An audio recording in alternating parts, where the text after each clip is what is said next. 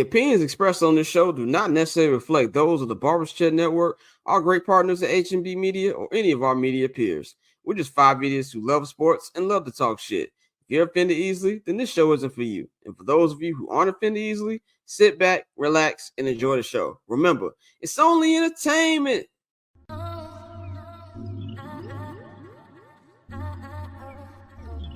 So cool. Triple double hat trick, I know the code too. Ice trade, go for trade, yeah we cold too. Getting paper on these player haters, old news, money on the other line, so I'm not gonna hold you. Money on the other line, so I'm not gonna hold you. Money on the other line, so I'm not gonna hold you. Money on the other line, so I'm not gonna hold you. Money on the other line, so I'm not gonna hold. My agent just said we made 100 flat. Make it back and make it stack just like I'm Steven Jack. Put my rings up in the camera like I needed that. Up in the air and at the rim is where I meet them at.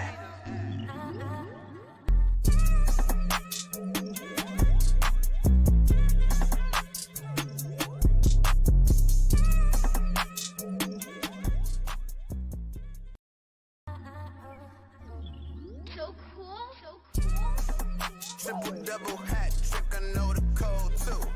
Ice trade, go for trade, yeah we cold too. Getting paper on these player haters, old news, money on the other line, so I'm not gonna hold you. Money on the other line, so I'm not gonna hold you. Money on the other line, so I'm not gonna hold you. Money on the other line, so I'm not gonna. What's going on, ladies and gentlemen? Welcome back to another edition of I'm Not Gonna Hold You. It is Monday, December 9th, 2024. I am your host, Scott. Of course, you know to follow me on all social media platforms at Barberchair Scott. You can follow the Barberchair Network at Barberchair Net on all social media platforms, and you can also follow H&B Media at H&B Media TV on Twitter and at H&B Media on Instagram, man. Subscribe to the Patreon.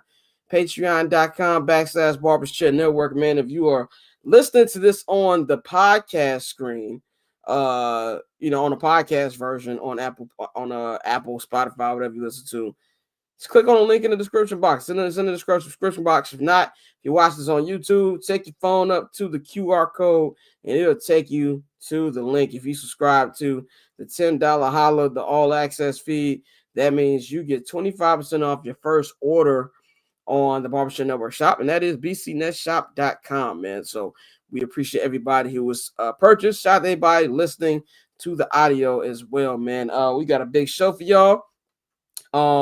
We've got Dante's out today. He was on one of his golfing trips. he had to get on a later flight, so he won't be here today. Courtney will be joining us later on in hour 3 as she's gonna get her rant, talk about how Arizona State. They got the number 4 seed in the college football playoffs, and they won the Big 12 championship this weekend.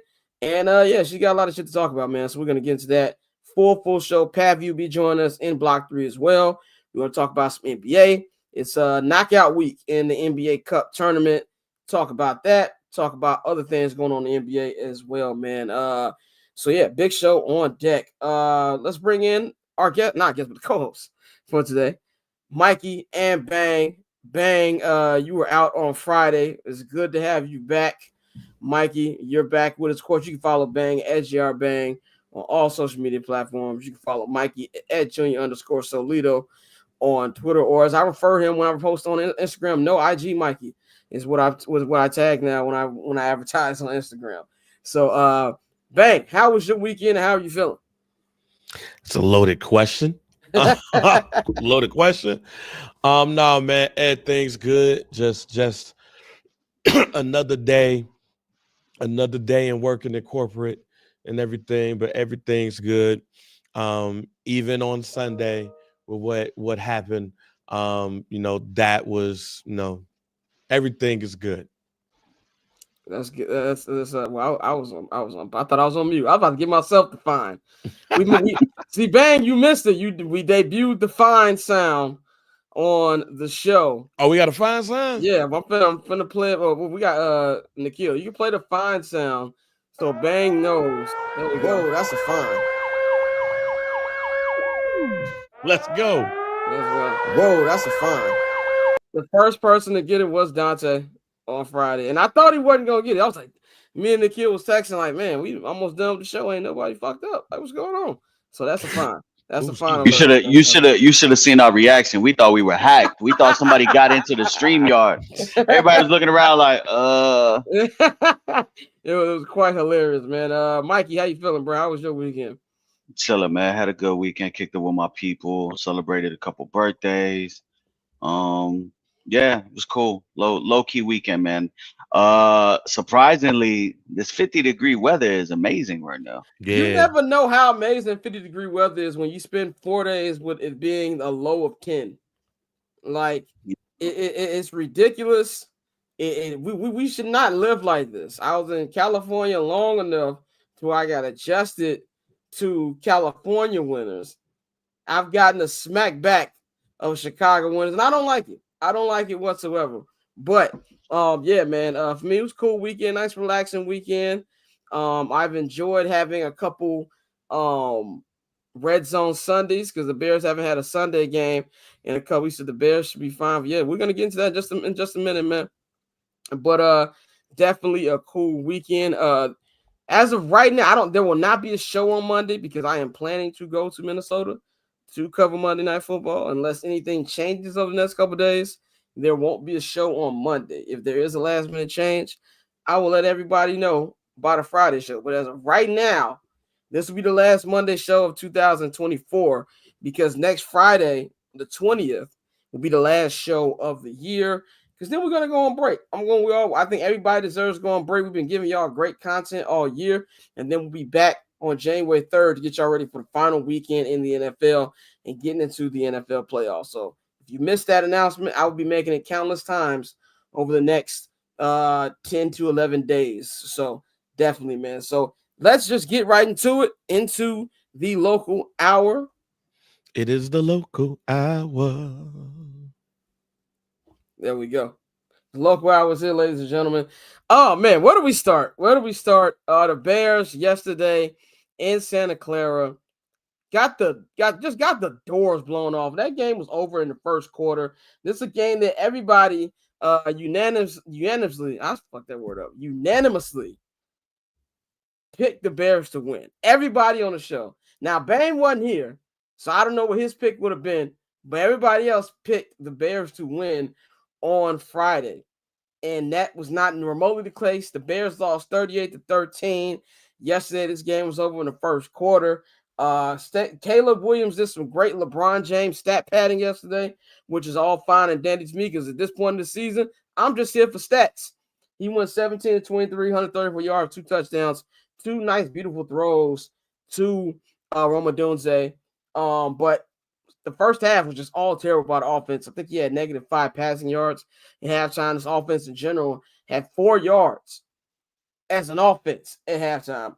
There's really no other stats to even be looking at outside of what I just named. Tyson Bagent was even able to throw a ball. That's how bad it was. Yeah, Shane O'Mac, you said it. First drive, it was over. This defense. We sat on here on Friday and we said, yo, I really want to know what's it going to be like with Eric Washington calling plays now. What's the defense going to be like now that they don't have Flus? Are they going to be more energized? The team is going to be more energized. More than anything, the effort is what I was disappointed with. I thought that with everything they've been through in these last 6 losses, with so many of them having a lot to do with coaching decisions, the way the locker room has been tight these last couple of weeks, and just how it's been this past week at Hallis, everybody's saying, oh, it's a different vibe. And when DJ Moore says it's easy to breathe now and all that, I thought we see a relaxed team, an energetic team, ready to go out there and break this win streak and at least finish the season off on a better run. That was completely not the case. The Niners came out the way I expected the Bears to come out. And even more embarrassing for the Bears, this is a beat-up Niners team. It's a team without Christian McCaffrey. It's a team without their backup running back who's been really, really good in Christian McCaffrey's absent. This is without Trent Williams on the offensive line. This is without Nick Bosa on the defensive line. And they went out there and just smacked him in the mouth. I kind of felt like Kyle Shanahan felt like he was disrespected for his name to be in the Bears conversation. He's like, I'm going to show y'all why you Niners fans who want me out of here, what should be missing? And for you Bears fans who want me, why you gonna have to pay the $5? I feel like he went to that game with a little bit of an edge in the play calling yesterday. So defensively, I've had to blame. Everybody's out to blame. And I think I said this on 7 Night the House yesterday. Maybe Flus isn't here anymore. So you can't go to him. Now we can go back to blaming the players. Like I said a couple weeks ago, we can't let the players off the hook. Everything isn't just coaching. Coaching has a great deal to do with it. But this is, I believe, is, if not always was, or starting to become a very bad locker room. I love DJ Moore. Love Cole Kmet. I'm starting to think Cole Kmet is more and more like a 40-degree day, like Stringer Bell would say. Nobody gets happy about a 40-degree day. I've seen him in front of more podcast mics than I've seen him catching balls this year. DJ Moore, love you. Best player on the team, wide receiver right now. Highest paid player in Bears history, rightfully so. But if you're going to be having moods on the sideline, if you're going to be doing all of this, catch the football when it's thrown your way. Now, obviously, none of these plays would really matter in the grand scheme of things because this game was over in the second drive. But it's still stuff that I look at that you got to hold on to. Too many things we've seen over these last couple weeks. Bad drops. Caleb, the performance was what it was. I still think he's having a hard time of letting the ball out when he needs to get it out. He didn't use his legs as much yesterday as I expected him to, as I wanted him to. But overall, I don't really have much problem with it. I think the offensive line was terrible yesterday. Yesterday was the first time in weeks where I blame the offensive line for sacks more than I blame Caleb. The last couple weeks, I'd say that the sacks that did happen were because Caleb didn't get the ball out quick enough. He got sacked 7 times yesterday. Maybe 1 or 2 was on Caleb. The other 5 at least were on the offensive line.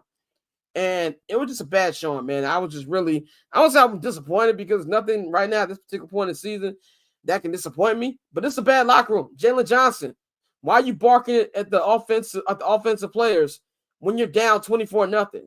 Make your tackle, shut up, and go to the next play. Wrong. I love you. It was a big play, nice touchdown.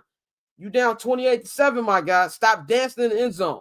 And stuff I don't want to see is a poorly coached team. As far as Thomas Brown, love Thomas Brown. I'm not saying he won't get a look somewhere else. I think the ship has sailed with him getting this job already. You can't have that kind of effort and go out there and have that effort and think you're still going to be considered for this job. I know some people out there said, well, this is why I didn't want him to be head coach. He needs to focus more on offense. I don't think there's anything different with the play calling. Like this team, even in the last couple weeks, it's like they forget the first half exists. This is exactly the same thing I saw. Nothing in the first half, great in the second half, or better in the second half. So they're just kind of like, at this point, we just see that this is just a bad team, bad football team. Matt Eberflus was part of the problem, but he wasn't the sole problem. Bang, I'm going to go to you first because you were not here on Friday, so I'll give the floor to you. Tell me what you took from last night's game. First of all, I would have picked the San Francisco 49ers to win that game. I would have felt like we would get more life out of the team, that whole interim coach tax, but eventually we lose because we would get out coached. And I just see a lot of people on the internet, listening to sports radio, just like, oh, Thomas Brown. Look, man, Thomas Brown, even with 10 days going up against one of the best coaches in the NFL, he wasn't going to win that game. They are still more talented than the Bears. We was not going to win this game in this situation. And it showed, like Shane O'Mac said after the first drive. After the first drive, I was like, yeah, this shit's over with. I didn't expect them to jump out the way that they did. I just was like, yo, it's no hope. And look, the other part about this is, and you had texted in the group, who you going to blame now? Because, yes, I thought that the team would have a tax, the interim coach tax. They would come out there with more oomph, more fire, and they didn't. And just like every other game that they've had, they start off very slow. The first half is like it don't even matter. The second half, they want to play. And Caleb did have that interception. I mean, not that interception, that fumble that kind of like took them out of it at that time. But Now the onus is on the players. Flus ain't there no more. You got the guy that y'all like in the building. Y'all play like shit. Yeah, that locker room is a problem. And yeah, you got JJ, you got Montez Sweat, you got DJ Moore, Cole Kmet. You have those players. I guess you could say that's the core. The core got to look in the mirror, especially going up in this game. What next against the Minnesota Vikings? Like, that's the problem that I have at this point now. Now it's on the players. Now it's on what you're going to do. And if y'all come out like that playing against the San Francisco 49ers, you worry me in going up against the Minnesota Vikings. So I don't think I'm wrong in saying that this team has no heart. I don't know if it was neutered with the Flus thing. I don't know if they just got tired and everybody just was like, fuck it. I don't know who it's supposed to come to or come from. From what I see right now, you got a team of men that don't give a shit about the rest of the season. So when we played that game, where's the win? It still stands. I don't think they're going to win another game. They're going to have a top 5 pick. It's going to be a brand new coach, and it's going to be a brand new GM, because I don't see how Ryan Poles lasts this at all, especially with some of the things that we talked about earlier today. And before I give it to Mikey, I'll say this. I said forever, oh, man, they'll get a win. It's the NFL. And they still might. It's the NFL. But at this point, I don't want them to get another win. At this point, wrong. There's nothing. They're not going to win. They're not going to win. At this point, just give me the hot traffic. And it angers me so much that we're back here. But, Mikey, I'm going to give you the floor. Go ahead. First off, I want to say shout out to my man Bang. Good to see you back on the pod. You were cooking right there, bro. Everything you said. And I'm going to piggyback off of the fact of what you said about no heart. There's clearly a culture problem within this organization. I have been saying for a while as well, that we can't let the players off the hook. Although, yes, Caleb made some amazing throws against the Lions. He still missed the easy one that would have won the game. And ultimately, I think we were all under the assumption and we were all understanding to know that Matt Eberflus's tenure as the Bears head coach would end this winter. So whether it was last week or whether it was in January, that road had come to an end. So I wanted to see them stack wins. I wanted them to see success on the field for their own morale and for their next, stepping stones for next season. But it's clear that there's a culture problem within that locker room. It is clear if you watch the game, if you watch some of the highlights, people were making business decisions yesterday, and it's very scary because there's still an entire month left of football. There's still 4 more games of football left, and you have Jalen Johnson not engaging on the touchdown run, making a business decision to not jump in there on Isaac Guerrero. Tyreek Stevenson on 4th down, making a decision to not get in there and try to make a stop, allowing them to go ahead and pick up that conversion with the backup running back. Tremaine Edmonds, waste man, nice guy, great guy, waste man, $70 million down the drain to continuously get cooked. DJ Moore, love him. Kind of a piss poor attitude throughout the whole entire season. And it really, and Tyreek Stevenson, somebody that you took in the 2nd round, somebody that you identified as, as what you would thought would be, a cornerstone cornerback, opposite side of Jalen Jones, has completely fallen off the radar. I know, our boy David Kaplan today on his show had actually mentioned that Tyreek Stevenson has been a problem all year in that locker room, and it's repeatedly been late to meetings. And I think it's telling when somebody like Caleb Williams, who's a rookie, who has only played, what is this now, 13 games in the NFL, has to come out and say after, a performance like there was yesterday, it is not my job to tell guys to get into the weight room It is not my job to make sure that guys are staying late doing treatment. It's my job as a captain to come in and try to lead this team to W. So he continues to be the most mature person in the room, and it's extremely unfortunate. And obviously, where does that begin? Matt Eberflus is no longer here. It has to go to the top, has to go to Ryan Poles, has to go to Kevin Warren, has to go to George McCaskey, has to be to the guys that are here. This team has preached culture. They've preached being dependable. They've preached being good leaders of men, being accountable, all of this. These were all reasons why you told me Jalen Carter couldn't be a Chicago Bear. But what is this culture? None of you guys can tell me this culture. What is one thing that this team stands for? What is one thing that this team does well? Their culture is losing. Their culture is losing. You wanted guys to play on the field and to play professionally. You got Tyreek Stevenson, doing everything he does. You got Jalen Johnson, doing the strap when you're down 20 points. You got Rome Odunze, rookie, albeit I know it is very difficult to score in this league. Apologies for what's going on outside, but I know it's difficult to score in this league. And when you get in, when you touch pay dirt, you want to celebrate. But we're losing by 20 in the fourth quarter. Don't really got to see the dancing, fam. There's other things that are more important here, and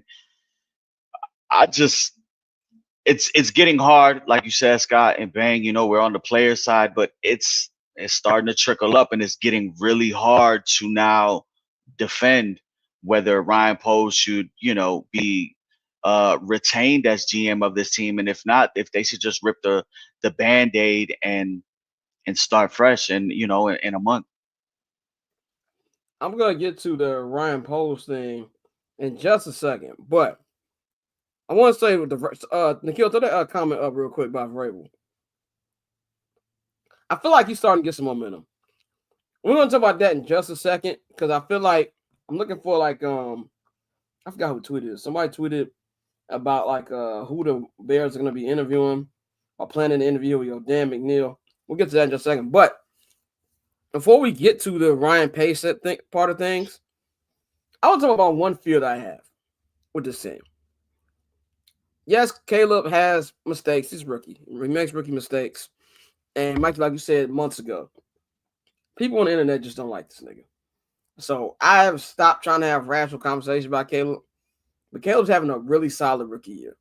Has been a rookie year that I think a lot of people who want him to happen, 30 touchdowns, 4,000 yards. No, I think we all expected this team, the infrastructure to be better to help him be better. But he's had a really good year. But this is my fear. For the first time in my life, I've been a Bears fan for 25 plus years. First time in my life as a Bears fan, as a media member, that quarterback is not a worry for me. I'm not worried about this kid. I think he's going to be great. In fact, what he's done this year, circumstances has been amazing.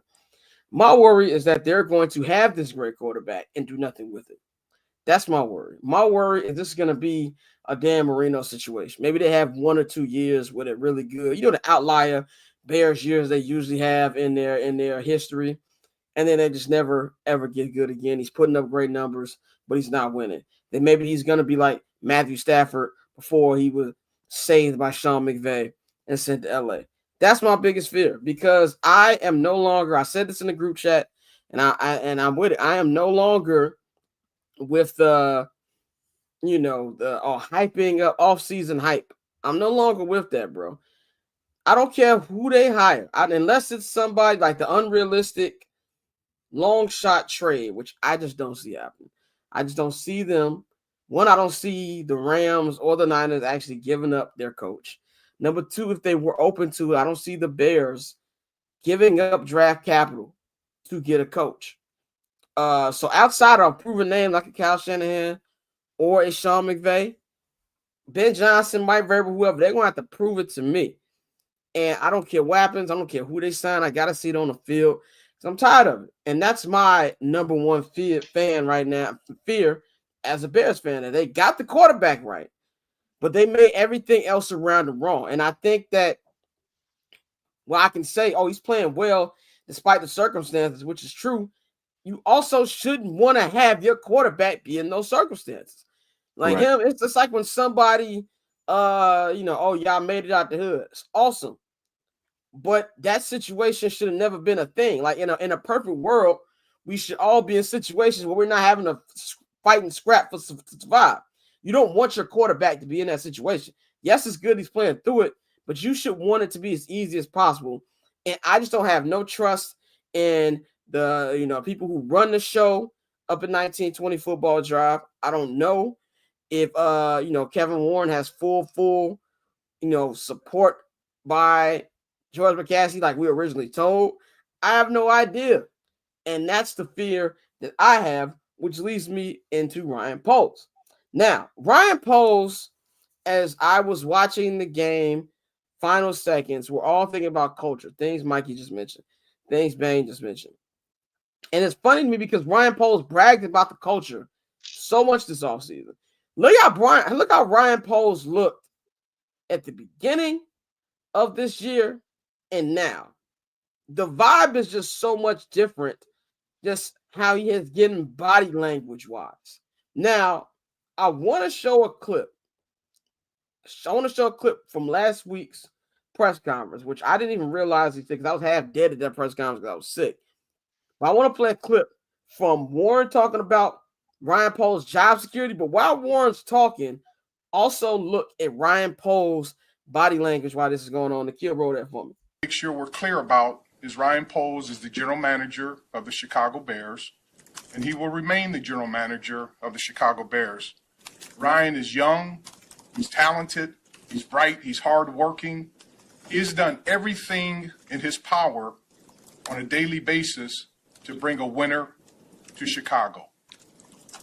And I'm confident in Ryan. My faith remains strong in Ryan.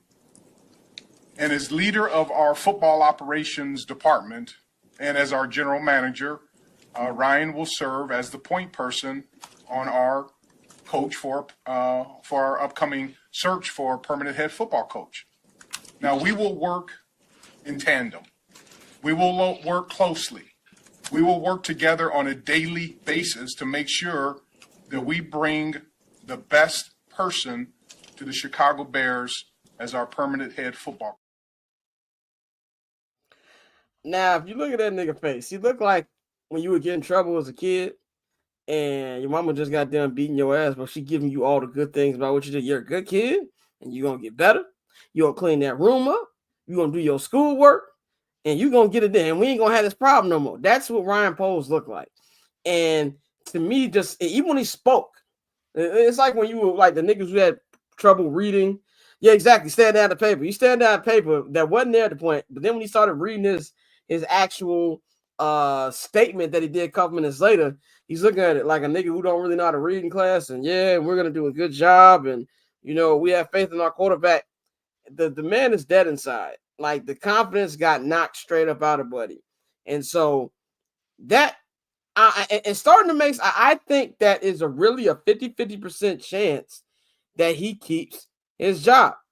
You know what I'm saying? And I think that's something that came out. And I want to show a tweet from our guy, Adam Johns, friend of the program. He tweeted this early this morning. This came up on his podcast, the Hogan Johns podcast. He says, so I'll add it here. Matt Eberflus had a 5-year contract. Ryan Poles has a 4-year deal. The Bears signed Ryan Pace to an extension before he started his head coach search to end with Matt Nagy. To my knowledge, Poles has not been extended yet.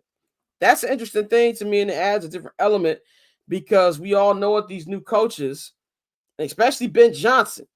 Ben Johnson is sending out all the signals and demands on what he wants. Yes, he's sending it to all teams, but I feel like he's really specifically sending it to the Bears. We know about what his interest was in the job last year, and we know it's going to be very particular. I saw some Bears fans out there who were upset about his demands. Like, how dare he? Is the first year. How dare he wants to be in a situation that helps him out when he's in a good situation as it is. I have no problem with those demands. But if you look at every general manager in today's era of the NFL, they want to be every coach, they want to be on the same timeline as a general manager. Nobody wants to be with a lame duck GM. And that's why I think that there's a real chance that Ryan Poles could be fired. I'm putting it 50-50. Because one thing that I found, and we said for weeks on the show, What is Kevin Warren's presence? What is he going to do? All those questions got answered to me last Monday, that he is in full control of this thing. When Jason Leisure asked him, does Ryan Poles have the final say-so on the coach?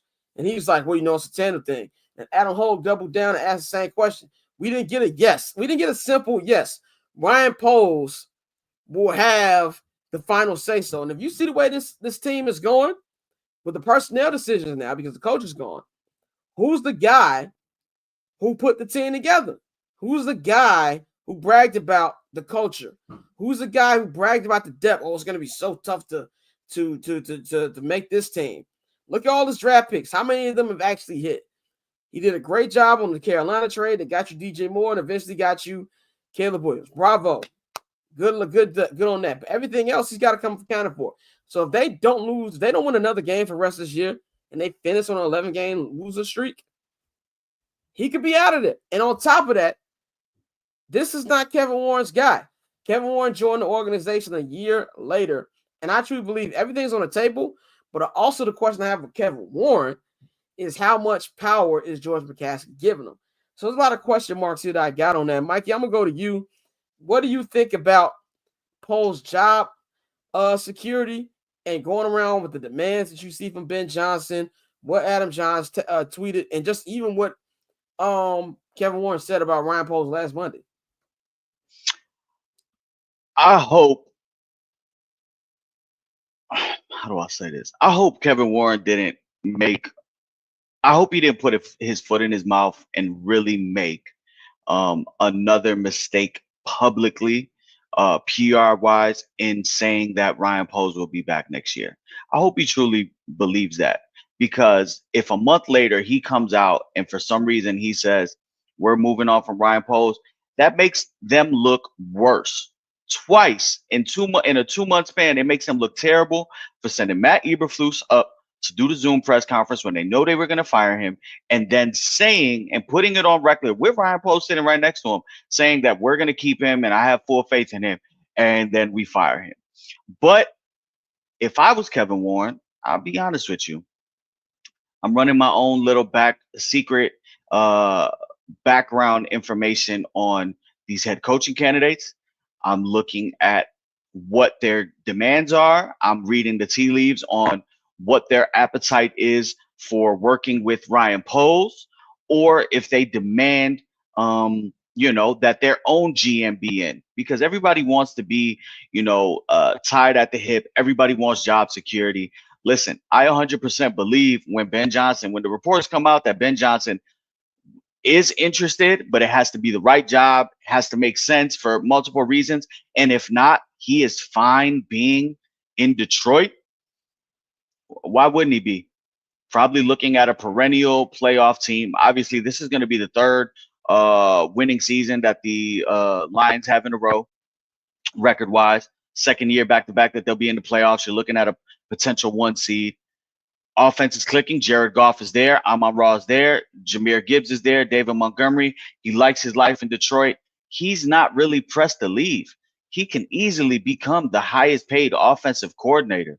He doesn't need a head coaching job. Yes, for career advancement and to build his own name on his own, I'm sure he would love it, but he doesn't need this job. The Chicago Bears need Ben Johnson. So they have to come correct. And if I'm Kevin Warren, I'm making sure that I do this the right way. Last year we really harped on the fact that we were all in alignment. Flus should have been fired, and they should be marrying the new head coach with the new QB. Nothing has changed. If anything, now we should be discussing this offseason. How do we marry, or do we marry the new head coach with his own GM, with Caleb on that playing field? Because you can go ahead and give Ryan Poles an extension. He's got a 4-year deal.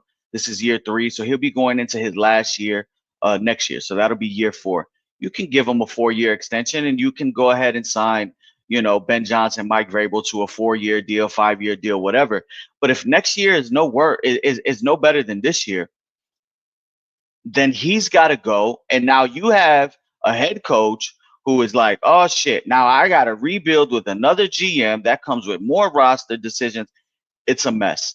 I think the argument can honestly be split. I think you appropriately addressed it as 50-50. I think you could give him a 50% job as to why a 50% reason as to why he should keep his job. I think there's a 50% reason as to why he should lose his job. I think he has. I hate to say this because we gassed him all spring, all summer, and I hate to do it, but I think he has more misses than hits 3 years in. And if you are at the head of, I don't know where Bang stands, and I know you, Scott, you think that they may run into a win here, but I had them being outside of last week. I think we were riding the Thomas Brown, Kool-Aid, drinking a little bit of that too much, but I said that they would only win the Seattle game. Fast forward from when I said that a month ago to now, Seattle's looking like on fire. Seattle's looking like one of the better teams in the NFC, looking like, they're playing for a division. They're clicking on offense. They're clicking on defense. They have impressive road wins. They've gone on the road and beat the Niners. They've gone on the road and beat the Cardinals. They've gone on the road late and, flown across country and beat the Jets. So, and it's not like they've been runaways. Yesterday was pretty much of a runaway, but they had to battle back against the Niners. They had to battle back against the Jets, and it takes some resolve with a rookie head coach. So I don't see them getting another win. And if they don't get another win, then what are we looking at? We're looking at ending this season on an 11-game losing streak, having a 9-game losing streak last year, and the only person that has remained since then, since now Flus and his squad is gone, and Justin is gone, and is Ryan Poles. So how can he not be held accountable for that? That falls on him. So it's going to be very interesting. Just look at it, how these head coaches are. These head coaches that come in, they want their own guy. Mike Vrabel had some issues over in Tennessee with the GM. Once the GM went ahead and made that move to trade A.J. Brown to the Eagles and draft Treylon Burks, we see how that is. Treylon Burks' career, for the most part, is done in Tennessee with another injury, and A.J. Brown is, A.J. Brown. So does Ben Johnson want to leave for that? Does Mike Vrabel want to do that? You also have to wonder, what is the pecking order here? Who is Mike Vrabel reporting to? Who has final say on roster decisions? Who is responsible for hiring the assistant coaches and the coordinators? Because if we read through the tea leaves, it sounds like Ryan Poles didn't have that authority last year. He wanted to fire Flus, allegedly, after last season. They told him no. He wanted somebody like Cliff Kingsbury to be the OC. They told him no. Flus decided on Waldron, and Flus had final say-so on who would be the coaches on his staff. If that's the case, then what is Ryan Poles doing? What is he ultimately responsible for here? So I think they have to look very, very deep and very hard into what these prospective coaches want, what the appetite is for working under somebody like Ryan Poles, and having to make a decision from there, because this is the time to get it all right, because I guarantee you Caleb Williams will leave if they botch this next one. There is nothing they can do to keep him. You can franchise him, all of that shit. Listen, he will leave if they continue to fuck this up. And it would be peak Bears to have finally a solution at quarterback, and everything else is, that doesn't align. And what's funny about that? I literally was thinking about that last night, bro. As the game was ended, I forgot what game I was watching. I think it was the Mahomes Herbert Sunday Night Football. I was like, this is a new era of player. This is the NIL era quarterback. Because I think I said to myself, oh yeah, that's what I said. I said to myself, I was like, look, if Caleb would have known what was going to happen this year, he 100% would have been like, I don't want to go to Chicago. Like, if they'd have known, they had a crystal ball to tell them what's going to happen, those rumors that we heard all early this year would have came true. And you're right, Mikey. If they don't get this right, he'll be here through his rookie deal. Even when they franchise him, he ain't going to go nowhere. But there's not going to be a big second deal if this is just a mess. No, they'll trade him. They'll trade him for a haul. They'll end up just – it'll be a Jay Cutler situation. And I know that kind of thing is very rare in the NFL. Very rare in the NFL. But it can happen. If there's any team it can happen to, it's Chicago Bears. They got 5 years to get this together. Bang, I'm gonna give you the floor. What's your thoughts? Hey, Nikhil, put that graphic back up. I had to take a phone call. Very important phone call, might I add. But put that graphic back up, that tweet. All right. So when I read this, first of all, just break this down a little bit piece by piece. I read this and I was like, damn, they gave Flus 5, Poles 4. That's wild. I forgot that they did sign Pace to an extension before they got Nagy. And Poles ain't been extended yet. So in reading that from John's tweet, if the Bears lose 11 straight, why are you bringing back Poles? Knowing this. This right here, to me, is somebody telling you what the play is going to be at the end of the season. They're giving you the play before it actually happens. To me, all this says is Ryan Poles is not going to be here.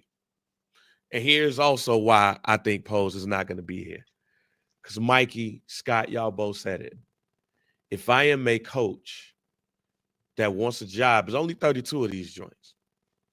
So somebody going to want a job. But the right person is not going to want a job if this is what they're coming into.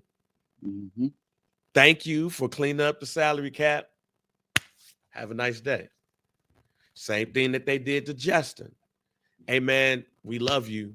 We ain't necessarily want to leave you, let you go, but the way that contracts are set up, we're going to have to pay you. Have a nice day. Flus, hey, man, you knew what it was. You got to go. Somebody else is going to have this job. Now, let's just say Ben Johnson. Let's just say it. A hot name that's been out there as far as GMs is Ray Agnew. For those who might not know, Ray Agnew was a former defensive tackle. I remember Ray Agnew when he played for the Patriots and the St. Louis Rams. He also worked for the Rams organization. He was there when Brad Holmes, the GM of Detroit, was there, and he brought him over as the assistant general manager. He brought Agnew over. I don't know about the relationship that Ben Johnson currently has with Ray Agnew. But if Ray Agnew is a potential GM candidate and the head coach, well, the OC is a potential head coach candidate, I could see, and you want him, I could see a world where Ray Agnew and Ben Johnson is a package deal. Long in that package deal, you damage the Detroit Lions because you take a GM and you take their OC away from them. I can see that world. But when I look at that tweet, that just lets me know that somebody said, yo, Poles is really out of here. Yeah, that's a good point. And I'll say and just looking at that tweet right there, just look at that top line. How does that make sense? How does that make sense? Yeah. That leads to the dysfunction that we talk of at the top that goes above Ryan Poles. And this obviously, this precedes, Kevin Warren. You guys, for those that are watching, I want to remind y'all and refresh y'all on who made this decision and who interviewed these candidates. George McCaskey and Ted Phillips, with the help of paying Bill Polian. Old ass Bill. So George McCaskey and Ted Phillips said, hey, we're going to go ahead and sign Ryan Poles to a 4-year deal. And 2 days later, Matt Eberflus gets a 5-year deal with the same agent. How does that make sense? Everybody's incompetent. And here's the thing, too. Like, you put together a coalition of niggas who's like 30 when Dr. King got shot. Like, what are we doing? Like, and that's the issue I have. And Mikey, I'm with you, bro. Like, I'm with both of y'all. Like, if I was a betting man, which I'm not, and like Mikey says, I need to start actually betting when I make predictions like this. But I'm leaning right now that he's not coming back. And Mike, you said it correctly. It would look bad. That's why I also think it's gonna happen, because the Bears are stupid. It is gonna make them look bad. But it just, when Johns puts stuff out there, he's one of the few Bears reporters. When they put some smoke, when there's some smoke out there, there's some fire around. You know, not to say everybody on the Bears beat does a good job. So I'm not saying that some don't know what they're talking about. So everybody on the Bears beat does a good job. But my ears really, really perk up when two people talk. Brad Biggs and Adam Johns. So, you know, when them two talk, that's when my ears really, really perk up. So to me, that tells me that if this keeps going, I think the funny thing is, I believe Thomas Brown got Ryan Poles' job in his hand. Yeah. This is really going to determine, these next 4 games going to determine whether he's here or not. And if, let's say, Ben Johnson sits down, right? Because like I said, I think that's their favorite. I think the interest is mutual.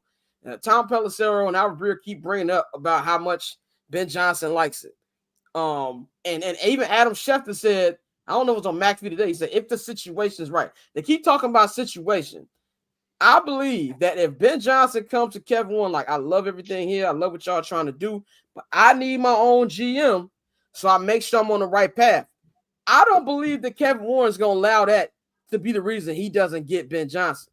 That's what I think is going to happen. Mike, I don't even think it's going to get to that point. Here's the thing. I don't think it's going to get to that point. We've already fired the head coach. Nigga, Black Monday, Poles is gone. If you read that, Poles is gone. He's going to be he's going to have an 11-game losing streak. Yeah. There's no way after reading that Poles is coming back. If they do, it's insane. Right. It will be malpractice at this point. And when you look at what his job is, what his former position was, and what's the weakness, it's no way. And here's why I'll push back on the Caleb thing. If this was Justin, if this was Justin, or if this was another, if it was not the number 1 pick in the draft, then I'll feel how y'all feel. Like, it'd be difficult, it'd be hard. There's not one person, I think, in the NFL in front offices that believe that Caleb is going to be a bust. There's not one. Like, you have some GMs like, Justin, I get it. Let's say, for instance, if this was the Rex Grossman era, like, he ain't no starter, fam. We're going to have to clean that shit up. Jay Cutler. Some people's like, oh, no, we get stuff out of him. Other people like, I don't know. There's not a general manager or a head coach in the NFL that don't believe that Caleb is the one. Right. I'll go back to the Indianapolis Colts. Jim Moore got his ass up out of there. Tony Dungy came in. Boom. That's what they see here. They see a potential Indianapolis Colts type situation where they come in and they reap the benefits, because then now they get to turn around the number 1 pick in the NFL draft. And I'll do you one don't sooner. Need to be turned around, really. And I'll do you one sooner and more recently, Bang. Kyle Shanahan.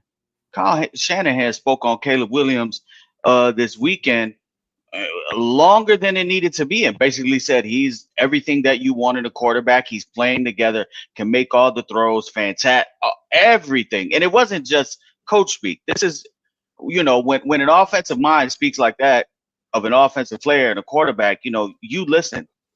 100% they believe in him. And, for me, I have 2 candidates that are 1A and 1B for me, and it's going to be Ben Johnson and it's going to be Mike Vrabel for 2 different reasons. But with Ben Johnson, I think he wants to ensure that everything at home, with the Chicago Bears is right. Because let's be honest, a lot of people on Twitter and, short-sightedness and Bears fans just being purely, moronic. People talk about, Matt Nagy, Ben Johnson. They do not compare. Ben Johnson is running his offense. This is his scheme. This is his shit. Matt Nagy was running Andy Reid shit. Ben Johnson has done, like, when I look at offensive coordinator, first-time offensive coordinator taking the jump to be a first-time head coach, I need success, right? I'm looking at the resume. I can only look at, how is that offense looking, right? Some people just look at it like, oh, yeah, I remember that offense. They're putting up a lot of points. Or, oh, yeah, they made a deep run. I'm looking deeper than that. I'm looking at, wait, hold up. Amon-Ra was first-team all-pro wide receiver last year. Ridiculous stats. Look him up. Jared Goff, who, the Los Angeles Rams basically said, we can't win with you after getting, to the Super Bowl. And he had gave up on him, and he had some big, statistical seasons with them, but they just said, no, we can't do it. He's turned Jared Goff into one of the most accurate, reliable quarterbacks. Look at what he's doing with David Montgomery and Jahmyr Gibbs. Look at what he's doing with guys like Khalif Raymond, with Tim Patrick. That is a guy that, this is my scheme. Getting busy, bro. Getting busy on my dime, because I be having Amon-Ra for touchdowns and Tim Patrick be going off. But I say that to say this. Sean McVay drafted Jared Goff. Sean McVay got Jared Goff to a certain level. I think Ben Johnson would take on that challenge and wants to say, hey, I got my hands on Caleb Williams from the ground floor, and I want to develop him and have that ascension from ground floor sophomore season quarterback to top 5. Let me answer M's question real quick. Well, I just want to say that's what Mikey's point is. Like, they have good talent, but he's molding them. Like, the Bears have talent. The Bears I'm gonna go further. I'm gonna go further. Brad Holmes brought in most of that talent. Yeah. Who's the assistant general manager? Ray Agnew. Brad Holmes was like, yo, this is what we doing, and basically was like, yo, Rams, give me the shit. Ray Agnew was right there. And Ben Johnson took it, molded it, and made it.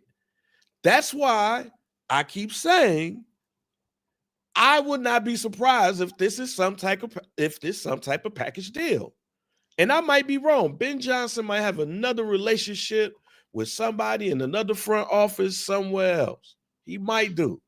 But when you look at the Detroit Lions and the setup, and them knowing what the play looks like, that's helped them. But then also look at the Bears' talent. The Bears suck in the trenches. If you got you a top 5 pick, top 10 pick, you're going to get better in the trenches. You keep that Carolina pick, you're going to get better in the trenches. What'd you say, Bang? Yeah. What, they got 9, 35, and 40 right now as far as picks? Yeah, 9, 35, and 40. You can build it right there. And this thing, I know we got to move on to the next 2 topics, but you know what song I'm hearing coming out of 1920 Football Drive right now? What's that? Rains of Castamere. I hear the red wedding, nigga. That's right. What I hear right now. The McCaskies send their regards. Is what they gonna tell Ryan. Kevin Warren is Bruce Bolton right now, and Ryan Poe's is old lady Stark. He giving him that look like she gonna pull it up, and he got the sheer right there, the protective guard under the but the protective bunk suit. Right. The protective bunk suit. No, but and then just to quickly before we move on, just to speak on the Mike Vrabel point. Just why he's my other candidate for that is just he's got a winning record. He has a track record of success. He's won as a player. He's gotten to an AFC championship game as a head coach. I think with him, I always like seeing – it's always interesting to see how failed and I guess you could say he's a failed first-time head coach, but not really because he did have success. But seeing He went how to an AFC Championship game. AFC Championship game, right? That's what I'm saying. And he had a winning record. He was there for 6 seasons. I think they were good for 4 of them, 3 to 4 of them, and then Tannehill, leave it as you may. Alex said he's picked good OCs with LaFleur and Arthur Smith. The funny thing with that is I remember I was clowning LaFleur for the hire because if you go back and look at that season, they were like the 22nd offense. It wasn't like LaFleur was lighting them up when he left to get another job. But I say that to say this, and good shit, you brought up LaFleur. What does a Mike Vrabel head coach for the Chicago Bears look like with Mike LaFleur as the OC for the Chicago Bears? He is currently with the Los Angeles Rams, OC for them. You'd obviously have to give him some type of assistant head coach, whatever, but you get Mike Vrabel's defense and his leadership brought over with that Shanahan McVay offense where you can go 11, 12 personnel, and you can go ahead and maybe Mike LaFleur could go ahead and, we're looking at maybe getting a job in 2027 as a head coach. So I kind of like that pairing with somebody right now with the Rams who's cooking and has experience, as a play caller. Because the issue with Ben Johnson is, and kind of like how Banks said, who is his people? Who are his people throughout the league? Who is his GM? Who is coming in as his OC, DC? It would be so Bears to be like, hey, we want you to come, but you got to keep Thomas Brown. Or, hey, we want you to come, but you got to go get Robert Saleh. Like, these aren't my people. So there's always that risk of with the younger guys, it's like, we're going to basically repeat the Flus process because Flus came in with all first time everything. And that's probably what's going to happen with Ben Johnson. And it's going to require some patience and there's going to be a level of uncertainty. Whereas Mike Vrabel comes in with the cachet, comes in with his 3 Super Bowl rings, comes in with, a over 500 record as a head coach. And he's probably going to bring some veteran, coordinators with him.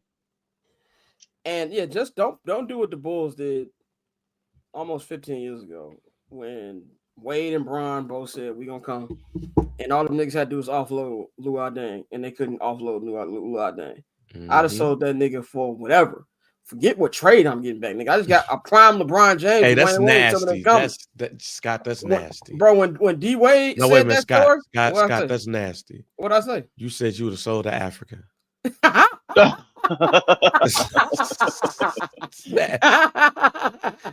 Wow, I would have sold him as a player. And when D Wade told that story on whatever podcast, I feel like dirt. I fell down to my knees and I'm like, okay, so don't do that. All right, but we'll take these last 2 minutes before we go to hour 2, man. Want to play a quick game of stay or go because my brother asked me this question on 7 Night the Hatters last night. And I wanted to ask you guys. He asked me if I can only keep a certain amount of players on each side of the ball, on offense, defense, and special teams, who would you pick if you were the general manager? So I said, if the general manager was Scott Lewis, on special teams, I'm keeping one nigga, Torrey Taylor. On offense, I'm keeping, obviously, Caleb Williams. I'm keeping Rome Odunze. I'm keeping DJ Moore. I'm actually going to keep DeAndre Swift. And then I would probably, and I'll keep Darnell Wright. I think he's had a rough year, but I would still keep Darnell Wright. That's who I would keep offensively. On defense, I'm keeping Montez Sweat. I'm keeping Jalen Johnson. I'm keeping Kyler Gordon. Yeah. And that's about it. That's who I'm keeping defensively. So I'm going to go to Bang first. General manager J.R. Bang. What players you keeping on all 3 phases of the ball? I'm keeping everybody you named. Okay. The only person I'm adding is T.J. Edwards. Yep. That's the only person I'm adding. And everybody. Dervon is a good glue guy. I don't think he's anything special. Yeah. But he's young, and you need backup pieces. You need rotational people. Yeah, you know what? And I've been hoping for the best for this man all season long. I think he got 4 sacks. Ran into a little situation where he hurt his leg during the game. I'll add him and TJ Edwards to the list. Those are the people that I'm keeping. along with everybody that you named. Those are the only two names. Oh yeah, Nikhil, you got Billings. I'm keeping Billings too. I forgot about Nah, that. I'm straight. I could go. You straight on Billings? Okay. I mean, he on contract. He on contract. But I mean, is this just y'all keeping it, or you looking at like? Now I'm saying we can look for other people, but I would keep Okay. him. Yeah. I'm straight. Yeah, I keep him. I ain't got to. I could go find me another one. Mikey, what's yours? Same thing as ours, or? Oh, I'm not trying to go and find 30 something new players, you know. So I think regardless, you need depth. But Caleb, Rome, DJ, Darnell, DeAndre Swift could get up out of here. Also, Ben Johnson was the coordinator there. They made the decision to go ahead and move on, sign Demo, and draft Jahmyr Gibbs. That means DeAndre Swift is probably out, you know. Like, so let's be real. Gordon, Jalen, Sweat, Dexter, Edwards, Billings, special teams, Torrey, and I will keep DeAndre Carter. Outside of that, yeah, that is your team with a lot of misses. Jaquan Brisker, love the way can't stay healthy. Yeah. He can't stay healthy, and then it also just comes to a point where, do I want to be responsible for that young man ending his career on the field in my uniform? Yeah. You know, like at some point, you know, I don't want to be insensitive to it, but he just can't stay on the field. You're looking at somebody who has 4 concussions. This last concussion, he's been out for. He's been the Carolina. This is the Rams game or the Carolina game. I was rocking shorts and Yeezy slides the last time outside when, you know, I get the touchdown on London soil last time he played. So not even, that was before. That's before. Yeah, that was before. That was September. So or the first week had a good campaign last time that nigga played. I don't know about that, but what is it? Yeah, you know, yeah, like so. And then you have what, 82 million. And I believe that's what it's at, 92 million in cap space. You got a couple picks. I think it's 82. I thought it was 64 or something like that. Yeah, 82 and a couple picks. So that's it. You know, that it's. And the cover's pretty bare. Where are your all pro guys? Where are your Pro Bowl guys? We don't have a Pro Bowl guy on this roster now. Yeah. So like, and I think, you know, kind of like just to circle back on just yesterday's game, Bang, you hit it on the head when you said they were just more talented than us, and that's that they were missing all pro players. So there's a clear talent discrepancy and a coaching discrepancy. They have their work cut out for them. And that's why I think Kevin Warren, you know, Brad Biggs did say today, Ryan Poles is running point, but Kevin Warren is leading the charge for the head coaching search. And it's all systems a go for Warren. So what does that mean? Is that Ryan Poles coming over with a binder and like, here are the names, and Kevin Warren is going to decide? Yeah. But the way he said it, Kevin Warren did say Ryan Poles is leading point, but Kevin Warren is leading the charge. So it's going to be interesting. And I know a lot of people don't like Kevin Warren for a lot of different reasons, some reasons I don't understand, but let's just be real. This is a football guy. This is a guy that's been in the NFL since me and you, Scott, were like fucking 4 years old. Yeah, nigga, so it's not like he don't. It's not like he doesn't know what he's doing. So we'll see. Final question here on the local hour. We're going to move on and talk about everything else going on in the NFL. It's a question I saw on Twitter. Somebody said that the Bears are several years away from relevancy. Now, I'm a firm believer. I don't believe in rebuilds in the NFL. I might be alone on that. I believe there's such thing as retool because I believe the NFL is too much of a year-to-year league for a traditional retool. Rebuild. Like, so yes, I guess like by NFL standard, maybe a rebuild is a 2, maybe 3 years, but I think that's a retool. With the NBA, it takes a long time. Major League Baseball takes even longer. Hockey takes long. I think that you can become a really good team compared to where you were the year before. So I personally think that they're not that far away from relevancy if you get the right people. Now, do I have any faith in them getting the right people? No. But I don't think that this is just some another 3 to 4 year project, just in my opinion. I think you just got to nail the coach. I think you got to get the right picks and right players in here, not just for on the field, but we're starting to learn in the locker room is right as well. The right culture. What's your culture? You know, somebody asks you, I've been in brand meetings. What does your brand stand for? What does your brand represent? What is the culture of this team? If you get the right culture, guys, the right coach who can lead the culture, you're not that far off. Yeah, I know moral victories don't matter. I understand all that. The Bears have not beaten anybody in the division. I get that. But they were in these games, which makes me think that they're not that far away.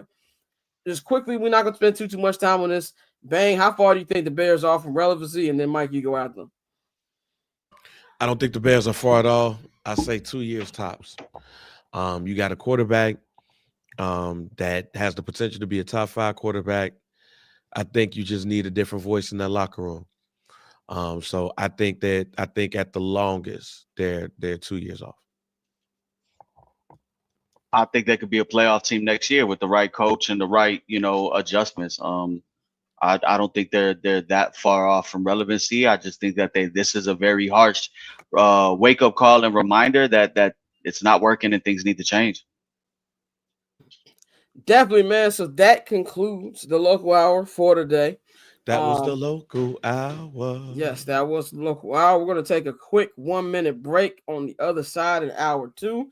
We're going to recap everything going on in the NFL week 14. I don't have an overreaction Monday because I really don't have nothing to overreact on this week. We're going to recap what stuff happened this week. And we'll name who are sleeper teams that can knock out some of the favorites in the NFC and the AFC. So we'll be right back in 1 minute.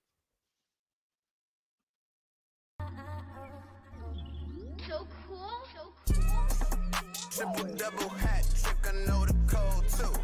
Ice trade, go for trade, yeah we cold too. Getting paper on these player haters, old news. Money on the other line, so I'm not gonna hold you. Money on the other line, so I'm not gonna hold you. Money on the other line, so I'm not gonna hold you. Money on the other line, so I'm not. By the way, man, get you a hoodie, bro. Buy you a hoodie on bcnetshop.com. Buy you a hoodie, bro. It's cold as hell outside in majority of America. Go get your hoodie, bro. We appreciate you. But anyway, we are here recapping week 14, hour 2 of I'm Not Gonna Hold You. Courtney will be joining us later on in hour 3. Pavy will be joining us in hour 3. For you hoop heads out there, we got some NBA talking about what's going to happen this week in the NBA Cup.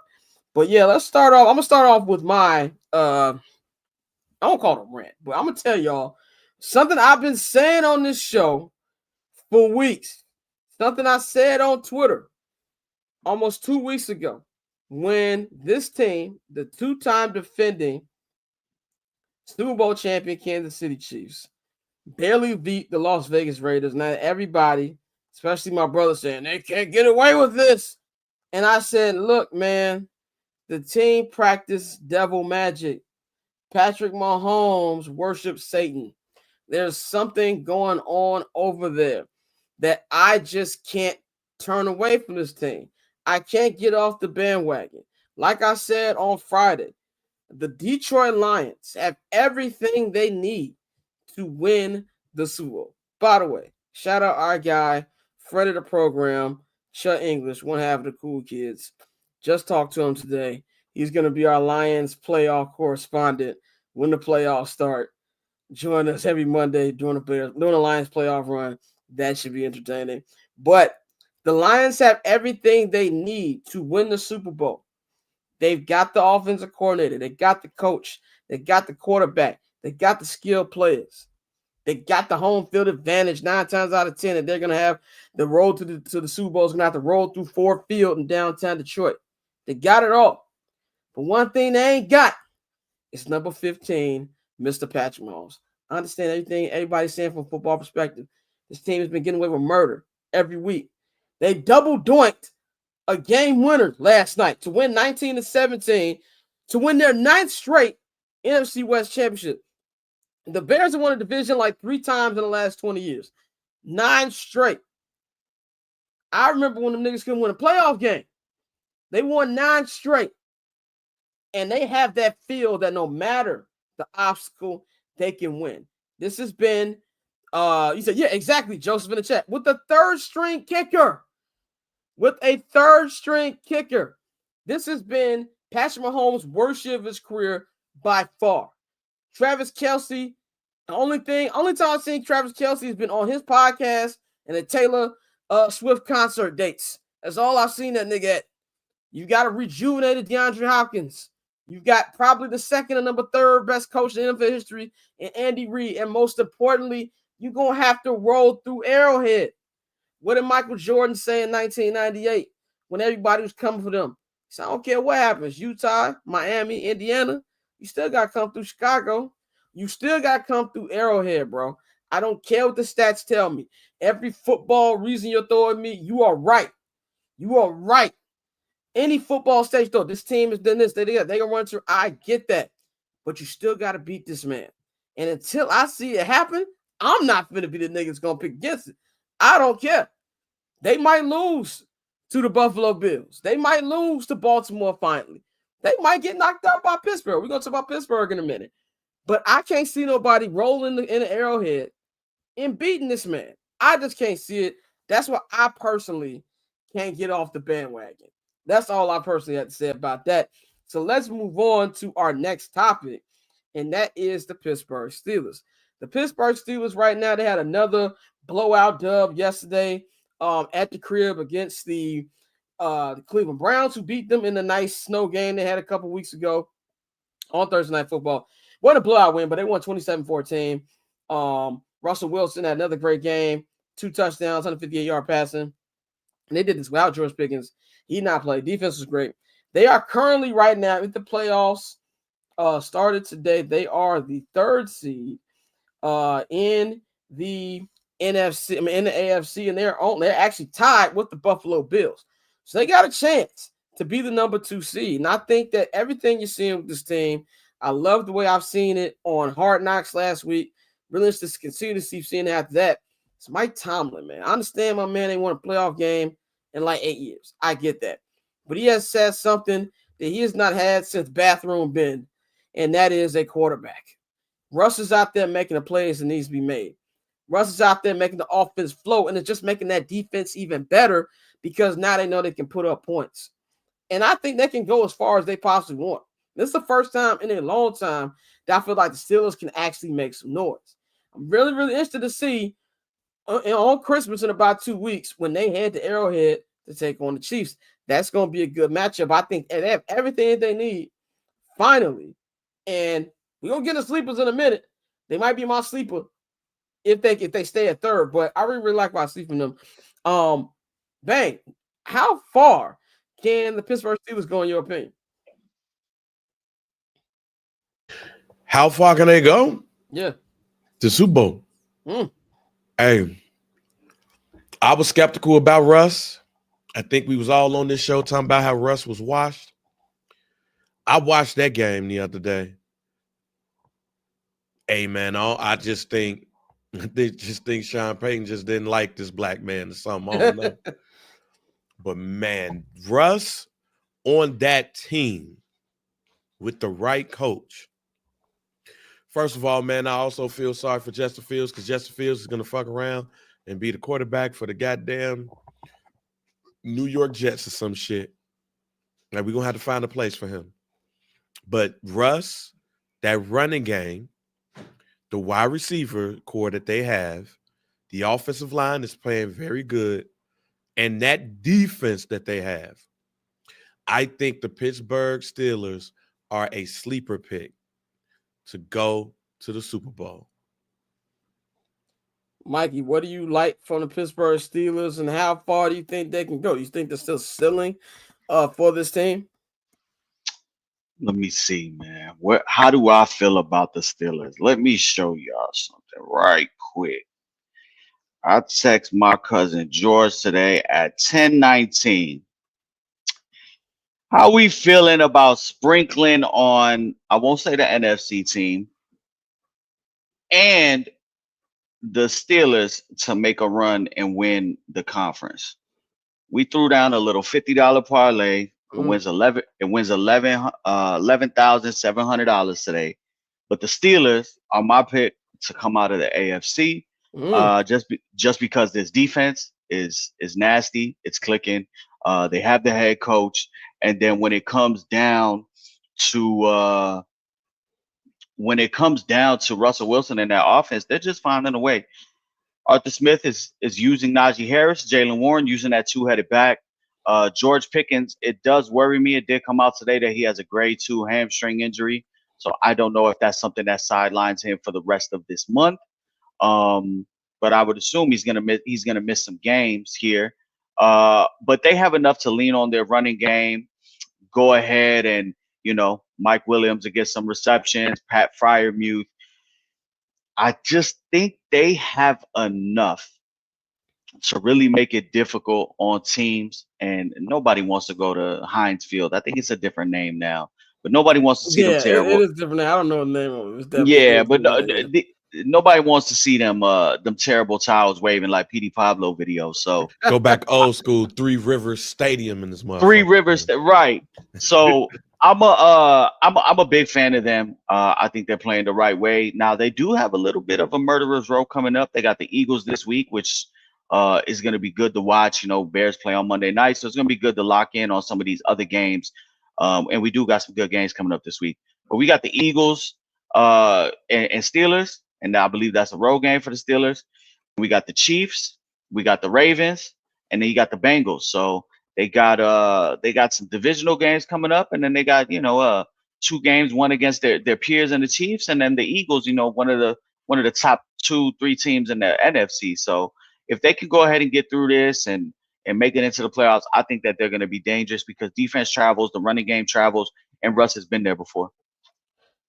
Yeah, you're right. Defense does travel, and I think this is the offense being able to put a point makes the defense even more deadly. TJ Watt, and I've said this many, many times, JJ Watt was great, but he ain't got nothing on this brother. I'm sorry. TJ is another monster, and if they can get that second seed, which means everybody got to come to Pittsburgh unless they actually got to play Kansas City. That's going to be a big thing to have in their back pocket. And Mike Tom. Mike Tom's a competitor. He hears the noise of people saying he ain't won a playoff game in so long. He wants to go out there and make some noise as well. So I think the sky is the limit for this Steelers team, man. I'm going to go to something else that happened this week. That is what happened with my man's Saquon Barkley. Saquon Barkley set the Eagles record for the most 100-yard rushing games by a quarterback, by a running back this year. And he is on a pace right now to break Eric Dickerson's single season rushing running record. Now, granted, Eric Dickerson did this in 16 games, so it's a little less than Saquon if Saquon does do it. His record is 2,105 yards rushing, and right now Saquon is currently at 1,623 yards rushing. So he probably have to get by another 500 yards to break this. He's got 4 more games to do so.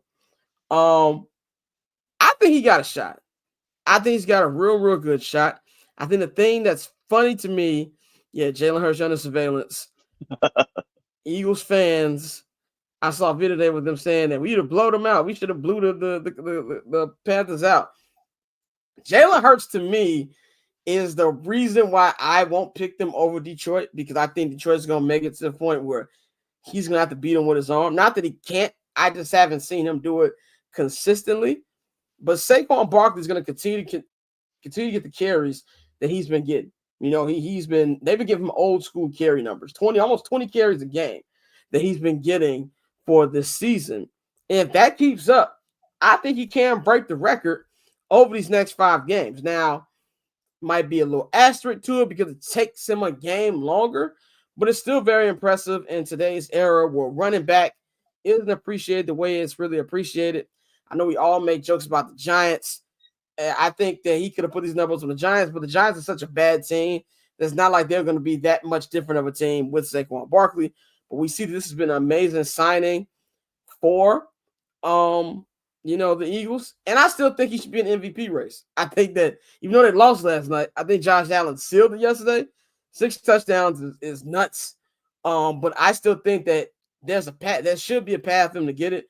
But if not, worst case scenario, I do think he breaks this record. Bang, what do you think about his chances to be up there with Eric Dickerson? Oh yeah, he has a great chance of breaking this record. If you look at the defensive rankings, rushing defense, the Cowboys is ranked 31st, second to last in the NFL in rushing defense. They play them. If you look at the Commanders, the Commanders are 27th in rushing defense. They still got to play them. The Giants is 29th in rushing defense. The Eagles still got to play them. The only team that they're playing that is ranking decent in rushing defense is the it's the Steelers. The Steelers are ranked 4th. But after that, you're playing against the teams that are in the bottom 5 of rushing defense in the NFL. And one of them just so happens to be your former team. And when do you play that team? You play that team in the last game of the season. I don't even think it's going to get to that point because I think the Cowboys is going to let that man run all over them. But don't happen. Imagine how Jim Mara, how the Mara family is going to feel when he break that record going up against them. And they ain't even want him to go in the first place. He has a great chance of getting that record one game later than Eric Dickerson. But here's what I like about OG Eric Dickerson. He ain't around here talking about some, well, if you break my record, you got to do it one more game. Right, exactly. You got to do it in 7 games. No, Eric Dickerson has said, look, records are made to be broken, and I want you to break my record. So he going to break that record, and he going to break it against the Giants.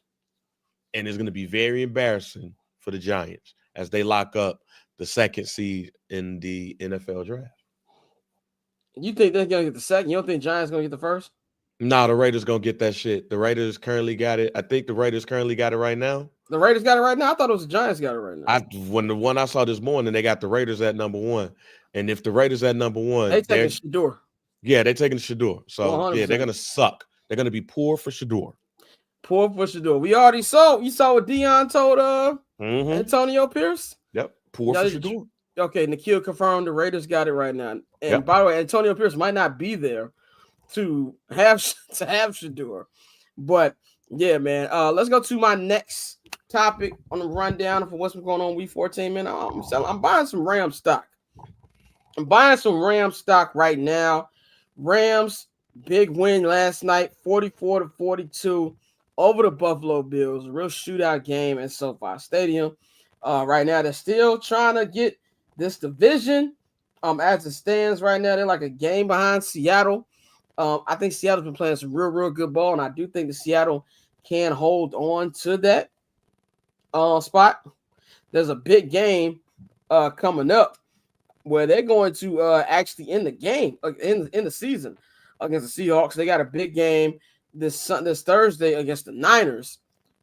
But if you look at the other teams, I'm looking at the standings right now. If the playoffs started, the Washington Commanders will be the 7th and final seed. They have a 1-game lead over the Los Angeles Rams.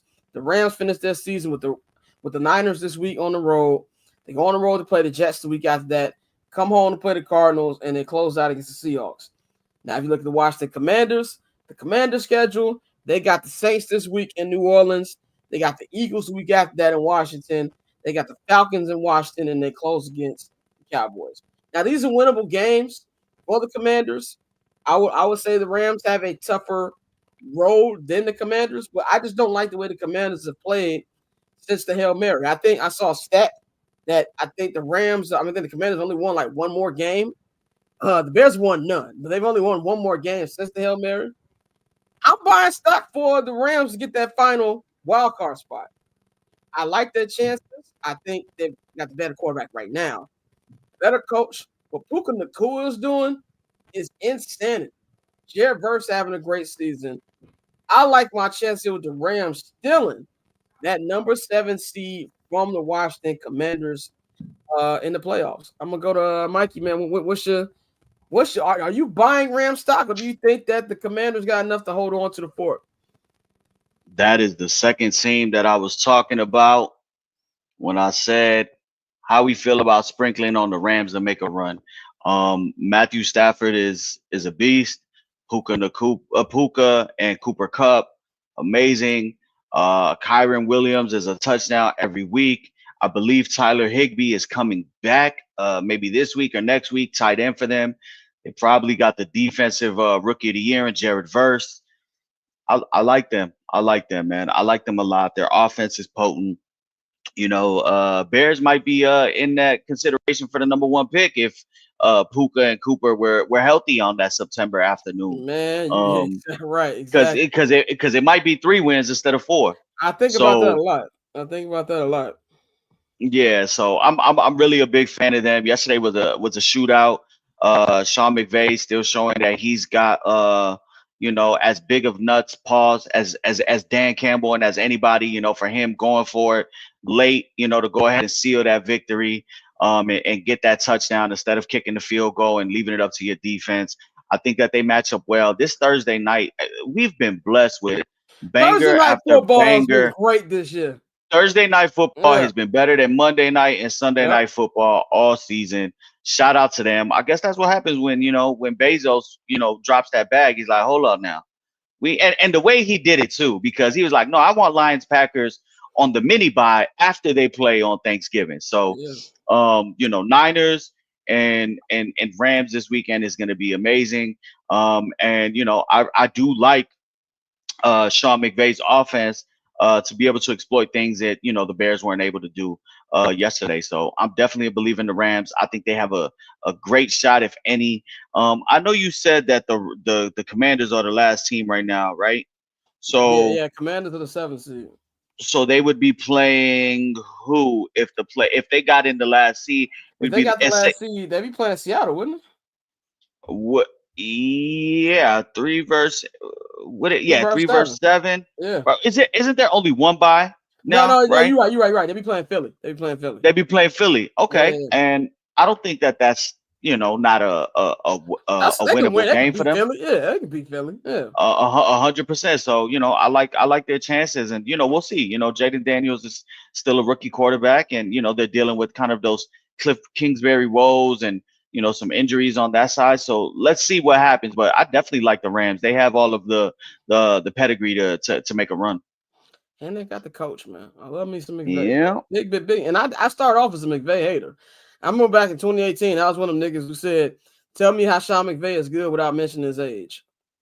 And that shut me up very quickly. But Bang, what's your thoughts on the Rams? Are you buying any Ram stock? Nah, I ain't buying any Ram. Nah, I'm not buying any Ram stock. I'm looking at the Commanders and saying that they control their own destiny, and they got it. That defense of the Rams is still a pits. It is still hell. On the defensive line outside of Verse, it is terrible. So if that defense was a little bit better, I'd be like, okay, maybe. But that defense is terrible. I have no faith in the Rams getting that last spot. You mean if they had a certain Hall of Famer? Yeah. Who decided to leave this year? Mm-hmm. The one that was doing drills with knives. Yo, Aaron Donald is a big the one that's built like a grenade. Bro, that's a big nigga, bro. Like that's a big dude. Like I ran him, I saw him like in a Laker game one time. That's a big dude, bro. Like NFL players ain't that big. That's a big dude. I took care of him at true random fact. I took care of him at Nike when the Super Bowl was there back in 2020. And I had took care of him about an hour before the news that Kobe died. So we were the only Nike store in the world that didn't close that day. All other Nike stores closed. We were the only Nike store in the world that did not close upon the news that Kobe died, only because it was Super Bowl week in Miami and we had a lot of activations. Jerry Rice pulled up. Josh Allen was there. Aaron Donald was there with his brother. And that man. I know there had to be a weird vibe at being at the store that day. Yeah, because it was also like extremely packed. So you got people trying to, you got people trying to work and obviously help, you know, the general public. And also like there's a small team of us that would deal with kind of like the VIP elites, you know, the Aaron Donalds, the athletes, you know, that day, that was the day that weekend was the weekend I had got cool with Kyler Murray's pop. Shout out to OG Murray. But it was definitely surreal because like you got people like you know, receiving the news in real time and you can't get off the sales floor to be on your phone. So it was definitely wild. But yeah, I say all that to say Aaron Donald is built like a fucking mannequin. And Derrick Henry too. And Derrick Henry's so like just swollen wide. He's got to walk through like sideways to fit through a door. The athletes that I've met who are like, this is a big nigga. It will be Aaron Donald, bro. Giannis's bicep is like bigger than my head. Like like Shaq is like Shaq walked past me. I went my first lucky game I went to was Shaq's statue night, and Shaq walked past. I was in the 100 level. Shaq walked past my seat. It was like I was watching Bigfoot. It was like, and that was the night that I met Gary Payton, and like the Gary Payton, I was such a Gary Payton fan growing up. When I saw this nigga walking through the Staples Center hallway, double cupped, I was like, this is the only way to me get to see Gary Payton. Yeah, right. That's the only way to see Gary Payton. So I him, and then Kareem Abdul-Jabbar, like he's not big but tall. Oh, he's the tallest nigga I've ever met in my life. Like, you know who's the craziest person I've seen that's not like football, basketball, like stature wise? Matt Holliday is a fucking brick house. I saw him one time downtown and I was like, what the fuck is that? His head is like this fucking big too. I'm like, I'm like, what the fuck type of, that's a different batch of steroids. Right. LeBron a big nigga too, though. LeBron a big nigga. LeBron a big dude too. But anyway, last topic. Pavy be here in about 5 minutes. We're gonna talk some NBA. Last topic. I want to talk about NFL sleepers. You know, we talk about favorites to win a Super Bowl. Obviously Detroit. Obviously Kansas City. Obviously the Philadelphia Eagles, and then right now I'd say the Buffalo Bills. So I want to know. Give me 2 teams in each conference that you can believe that what did Kendrick say? It's time to shut the party down. That can shut the contending party down in the NFC and the AFC. I'll go first. As it's set right now, I do believe they had a good chance to finish with the number 2 seed, and they won't be in this conversation. But Buffalo's going to Detroit this week. So I believe there's a good chance that Buffalo might be going to the 3 seed. But as it stands right now, I give Pittsburgh, and I know these niggas lost last night, I'm still giving the Chargers a shot to ruin somebody's playoffs. You give me Jay Herbo without an idiot, Jay Herbo with Harbaugh, and let's be clear, Herbo is throwing, outside of Ladd McConkey, is throwing to nobody. You know what I'm saying? And to have that Ladarius McConkey, yeah. Outside of throwing to Ladarius, he's throwing to nobody. I like the chance, and then we just gave Pittsburgh all the flowers. That's why I'm gonna go in the AFC. The NFC is a little tougher because I really believe it's the JV league after the first 2. But I'm gonna say this, and I hate. I'm mad that I'm gonna say this. I hate this team more than the devil themselves. I'm going with the Green Bay Packers. Oh Lord. I hate to say it. Bugging. You don't. No, you don't. You don't hate it enough. You said it. No, I hate to say it. I wanted to say Minnesota, but I believe more. I can't. I'm mad. I'm gonna say this. I believe in Jordan Love more than I believe in Sam Darnold. I think what Sam Darnold's doing right now is amazing. I think Sam Darnold's gonna get paid, but I think that in a playoff situation, LaFleur back there, bro. And I love McConnell, but I had to say the Packers, and then my second team I feel like can ruin the party. The Bake Show. I'm going with Tampa Bay. I think those are 2 teams that could possibly ruin the party. Remember, Tampa Bay gave Detroit a little go in the playoffs last year. Those are 2 teams. I'm going. Bang. Who's your team? 2 teams on each conference. I'll go with the AFC first. And since Buffalo got the 2nd seed so far, Pittsburgh got the 3rd seed, Houston got the 4th seed. I'll look at Denver. That defense they got is studs. And in Baltimore, it's something about Baltimore when people ain't expecting shit where you get something. It's when they have the expectations thrown on them, they falter.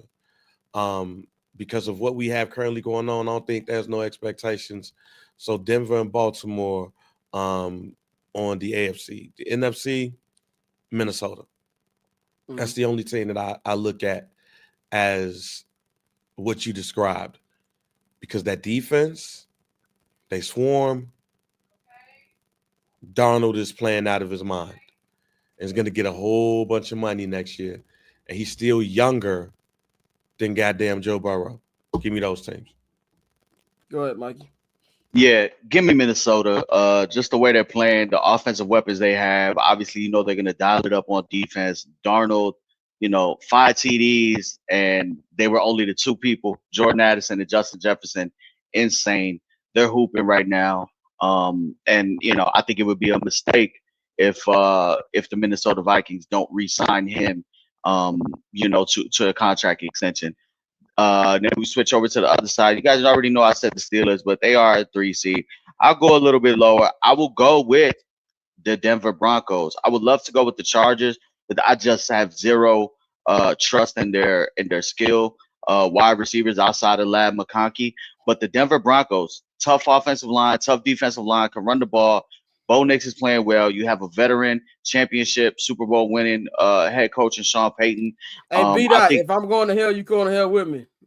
I see the comments. Yeah, but I'm riding. I would ride with the Broncos and the Vikings. If they really want to fuck the party up, it could be them. And you're right about the Sam Darnold thing. I believe that JJ McCarthy, didn't he get hurt twice? Did he have 2 surgeries? No, he got hurt once, and then he had kind of like some inflammation, some rubbing, so they went ahead and cleaned it up a second time. But it's cool because he's still going to be the head coach of Nazareth in 2032. So. Adam Schefter said on McAfee today that there's no contract talks because the Vikings want to see how the market plays out before they make a decision on Sam Darnold. But which to me means they would consider keeping him. Right, exactly. I mean, you got to hooping. If you want any proof that coaching matters, look at Sam Darnold. Like he's going with confidence. Like he's looking like he's looking like the number 3 pick, bro. And I think that's where we get where NFL people, and that's where NFL people fuck up. Yeah. They overcomplicate things. I don't care that you drafted JJ McCarthy. If this guy takes you to the NFC Championship game, or obviously a Super Bowl, or you win a game with him in the playoffs, how do you not run it back with him? Yeah, and I'll say this too, man. Like, you know how he used to have Eli face? When he said the Jets broke him, he threw that 5th touchdown yesterday, walked off that field like, I'm that nigga. Like, this is my house. You know what I'm saying? Like, so, hey, can we talk about crazy throws? That Josh Allen touchdown was ridiculous. Oh my God, that shit had a he had some throws in that 4th quarter where the ball had a fucking magnet on it. Yeah. It was just chest. He's fucking insane. Yeah, man. We're gonna take a 1-minute break. Bang and Mikey gonna take a 20-minute break. On the other side of things, I got my boy Pavy.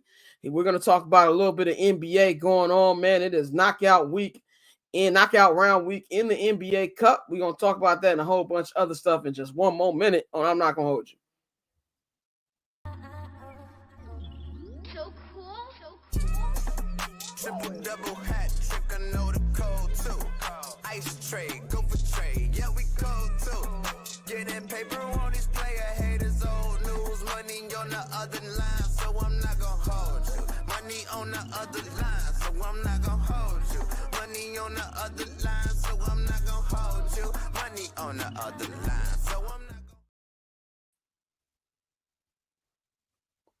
What's going on, ladies and gentlemen? Welcome back to I'm Not Gonna Hold You. This is Block 3 on the show, man. We're going to pivot a little bit and talk a little bit of NBA, man, here on Weekend in the Association with my boy, Pavito. You can follow him at Pavy World on all social media platforms. Visit Pavverbs.com, man. Check out the new tape. Him and my homie T, Swim Team Customs. Check out, man. Let them know where they can get to and everything, brother. Yeah, man. I mean, yeah, as you said, Pavy.com, and as you said, if you want to go check out the Customs EP, you might be able to do your next European travel guide based off that. Yeah. But you can find it basically everywhere on stream and everywhere you want to find music. Yeah, you can find it at. So go check that out. The niggas rapping in Spanish, ladies and I gentlemen. did rap in Spanish in the song. I did rap in Spanish, and I had actually Rap decent in Spanish. Spanish. Like I know some people who speak Spanish. It was like that wasn't bad. Definitely, man. But we are back. How you feeling, brother? How you feeling on this Monday? I'm good. I'm doing a little like sober detox thing for like the next. I'm trying to go until Christmas. I was about to say a detox during the holidays. I'm trying to go until Christmas. Oh, okay. But at least I want to go until next Sunday. But then we'll see how it feels. But I feel great, feel good, chilling. I'm happy to be here. I'm finna walk into Benny's on Thursday after Bears practice, like Thanos when he arrived on that Asgardian ship. You know, I know how it feels to lose. That's gonna be me walking past the eggnog aisle. But yeah, man, let's get into some NBA, man. The NBA is starting to get towards I guess for the most public, starting to slowly pay attention to phase of the season. The NFL winding down, got a month left in the regular season. The NBA Cup, which I feel has been good. I was very skeptical about it when it got brought up. Last year was good, and I feel like this year has been good in just the seeding rounds. We're gonna get to the nitty-gritty tomorrow. We got 4 games, 4 knockout games, really losers out, winner advance the next round. The championship game is next Tuesday in Las Vegas. I think it's T-Mobile Arena, I think is where it's gonna be at. When the two teams play for the NBA Cup. And I'm glad they gave it a name because the in-season tournament just sounded terrible. Yeah, the Emirates NBA Cup. So tomorrow it will be games on 2 teams on TNT. The Bucks we take on the Magic. The Magic have been hooping despite the fact they have no Paolo Banchero, and now Franz Wagner is out with the injury. Franz Wagner. Franz Wagner, my bad, pronounce his name. Franz Wagner, the nigga who should have been a Bull, but whatever. And then the next one, the close, it will be SGA and the Oklahoma City Thunder West Conference Finals semifinals rematch against Luka Doncic, Kyrie Irving, and the Dallas Mavericks. And then on Wednesday, you got the other 2 games on ESPN and TNT. Knicks be playing the Hawks. Hawks playing some good ball as of late. And the Rockets will be hosting the Golden State Warriors. What's your thoughts on these 4 games? How you feeling going into this knockout round and heading into the championship game next week? I think it's dope. Also, I think the matchups are dope because I think that I think that now after, the first year of the Cup and everybody kind of understands what's going on, I think you finally get to the point where it's like, I think winning the Cup will become a thing. Like it'll be a thing where it's like, oh, this team dominated so much. They had the best record in the regular season. They won the NBA Cup and they won the championship. Also, I think this is intriguing because, Oklahoma, Dallas, this was the semifinals last year, and you get in like the NBA Cup, and it means something, and you playing for bread, you playing to move on. Also, Golden State Rockets, quiet as it's kept, this could be a playoff series down the stretch. Like this actually could be a playoff series. Even Knicks Hawks, with the way that the Hawks have been playing basketball, that could be every matchup that we see in could be a playoff series. So I'm very excited about it. I mean, do you want me to go into winners right now? Or are we gonna do that in like a second? Yeah, I mean, yeah. Well, tell me what you think about the matchups, and then how you think it's gonna play out. Like I said, I think the matchups are great. If I'm looking at the Thunder Mavericks game, because again it's a 1-game scenario. I know you have Chet Holmgren that's not there right now. The Mavericks are also playing great basketball. From now a second, they won 7 straight games. I would probably go with the Mavericks for that game, just because I think dealing with Kyrie and Luka in a 1-game scenario, like they might go off for like 60 points, and then what are you going to do about it? As far as the Rockets Warriors, I'm gonna go with the Warriors. Draymond's back. I think they're playing good basketball, but I don't think it will come without contest. I think Ime has the Rockets playing really good spirited basketball. Their defense has been better. Şengün, I love watching Şengün hoop, but I'm still going to go with the Warriors. I trust Steph and Draymond in the way that they've been playing basketball when they're both on the court as of late to get that done. As far as Knicks Hawks, I'm going to actually go with the Hawks, man. Hey, the Hawks been hooping. Hawks been hooping lately. Like I like what they're finally building around Trae Young, right? I think Trae Young, him being a small guard, 6 feet, he's not the best defender. They finally just put him with a whole bunch of wings and a lob threat and was like, all right, bro, y'all go figure it out. Jalen Johnson is probably a future all-star. Shit, he might get all-star votes this year, but Jalen Johnson has been great. Dyson Daniels should be on the all-defensive team. Like the Hawks won the hell out the DeJounte Murray trade, like hands down. Easily. They got Dyson Daniels and picks for DeJounte Murray.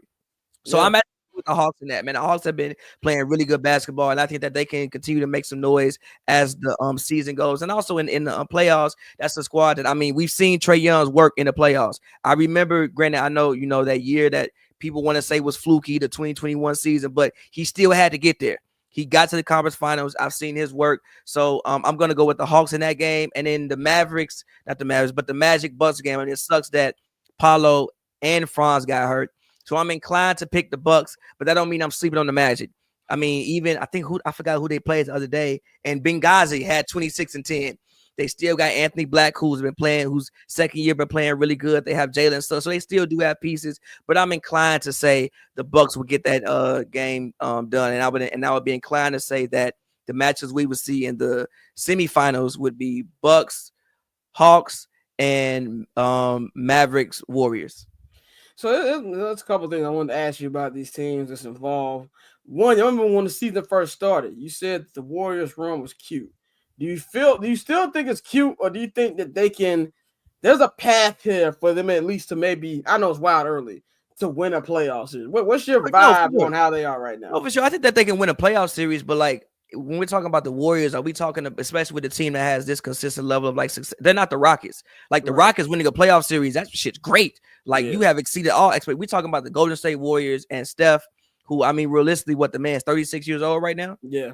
I mean, he's still playing really good basketball right now, but like how many years do you think that you're going to get this Steph still?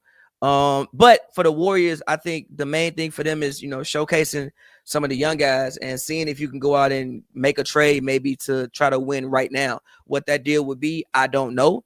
But yeah, I think they could win a playoff series. I think they may be able to even, like, if everything goes completely the utmost best, maybe get to the conference finals depending upon matchup. But I don't think there's any way that they can win a championship this season at all as currently constructed. What do you think about the Knicks? I feel like number one, Cat is really coming around on Knicks fans. He's an MVP candidate. Yeah, a lot of Knicks fans like, he doesn't have that New York. You know how Chicagoans and New Yorkers do. They like the hard hat, lunch pail type players, or he's soft.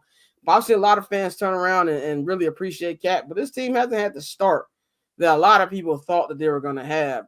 You think there's any cause for concern? They've been playing better lately. OG has been playing better. Feel like they're starting to get more of an identity. You think it's just early season yips, or do you think that there's something where this team might not be as good as everybody thought they would be? I mean, they haven't had to start, but they also haven't had their roster yet. Like, you know, Mitchell Robinson is still hurt. And I think Mitchell Robinson is a huge part of what they do. Rim protector, really good defender. Also, Precious has been out. And you also got to work all these guys in. Mikal Bridges, I don't think he's had the best start to the season so far. But I'm not worried about the Knicks. Like, this is still a team that if I'm in the playoffs, I don't want to play them. So again, like, I'm not the most worried about them currently as it stands. They've had guys out. I mean, you bring in a Cat. I think the main thing for them is seeing how Cat translate, and Cat's been playing great. Like, I don't think Cat will win MVP, but Cat would get some MVP votes if the season ended right now. That's how good Cat is having the best season of his career, and he's had some really good seasons, so that's saying a lot. So no, I don't think there's any real cause for concern. Like I said, they haven't had their full roster. I think that their defense will trend to get better. But the thing about them is, like, when you talk about the Knicks this season, I think you talk about their offense even more than their defense. And you have never, ever, ever, ever, ever, ever, ever in your life said that about a Tibbs team. So I think that's encouraging. As long as their offense is good, and we know historically Tibbs has been a good defensive coach, if I would assume that at some point their defense will start to come along, and if it can match their offense, you got something there. Definitely agree with that one, man. Let's talk about Mr. LeBron James. The Lakers started real hot to start the season. They are back to being the Lakers that we all know and love. They are a play-in team. The playoffs start today. They are the eighth seed in the NBA at 13-11. LeBron is, I feel like that Father Time is starting to get some licks on this nigga, like more visible licks. He said he wanted to play all 82 games. I think that's a hilarious thing to want to do at his age. And we hear from JJ Redick's response. I don't think JJ Redick liked that too much. And obviously we saw because he did not play last night. Who they play last night? You were at the game. Who they play last night? Blazers last night. So my question to you, because I'm starting to see even some LeBron fans say this themselves, is LeBron finally falling off? Like, is the age finally creeping in more than it has before? I mean, yeah, he's been falling off for years, but also his age injury. I mean, like I think the growing injury was the growing injury on Christmas in 2018? 2018. Yeah. That was the not beginning of the end, because I mean he's played 6 years after that, but there was clear differences from LeBron before that and LeBron after that growing injury. Like, as somebody who's watched probably more LeBron than anybody I've ever seen in my life, any player I've ever watched in my life, like, yes, I think that this year the main thing is just his. Obviously, he's still smart. He's still going to score points. Like, the man has scored 10 points, 1,500 games in a row. Yeah. But 10 points is like what? Barely 2 points a quarter. Yeah, Like, exactly. you could score 4 points a quarter and get 2 rebounds and assists a quarter and end up with 16, 8, and 8. Like, the man knows how to play the game of basketball. He's smart. He's going to put up numbers. But the things that you see now is like, I don't think his numbers affect the game the way that they once used to affect the game. Like, him having 25, 8, and 10. It's like, yeah, but what did that 25, 8, and 10 do? Or was it just numbers? So yeah, I think he's, they calling him home. But again, he can still play. Like LeBron's, it's not like he don't look like Timberwolves KG out there. You know what I'm saying? Like, the man can still play basketball. He definitely don't look like. Yeah, he don't look like that. That's bad. Yeah, he could like still play basketball. But yeah, I tell you, like, it was a play early in the year. He drove to the rim and smoked the layup. I'm like, oh my god, bro, this ain't the same. This ain't the same, bro. So yeah, he's falling off. But I think one of the main problems with the Lakers is, number one, LeBron should be taking less money. He's not gonna do it, and I respect him for not doing it. Yeah. But you're paying a 40-year-old $50 million, and you're paying Anthony Davis $50 million, but you're paying him production like he's Jason Tatum, and realistically at this point he can't do that. So if he can't do that, everybody's like, oh well, we need a third star. It's like, bro, you paying 2 people $50 million.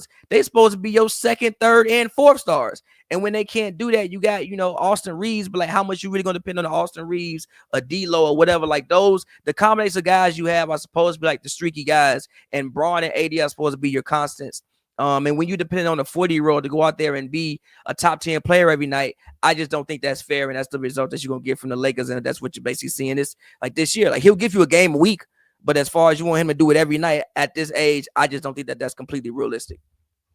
Definitely, man. We're going, in about 5 minutes, we're going to have the crew coming back. We're going to talk Juan Soto. Heisman finalist just came out. Streets are saying that Travis Hunter won the Blitnikoff. We're going to talk about that.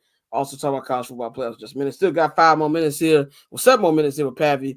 Here. But to beat us, say Hove news dropping beat up. Okay. And Brian said, okay. All right. That was funny. Y'all been wild in the comments. Orlando, we can't put some of Orlando's comments on here no more. Even he been tripping. But let's go to a team that were the defending champions last year. It's the Denver Nuggets, man. Nikola Jokic did the most European thing this nigga's ever done to me a couple days ago.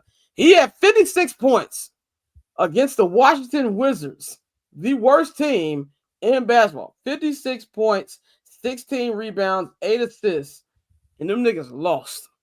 And he went up there and said, where I come from, if we keep playing bad like this, the coach don't get paychecks. He's upset to the point he's even kind of, throwing shade at his own coach, his guy that he loves. Now, this team has been frustrating.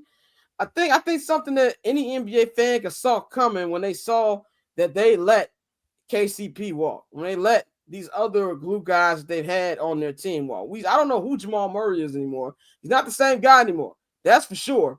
They are currently only like a game better than the Lakers. They're 12-10 right now, 7th seed in the Western Conference.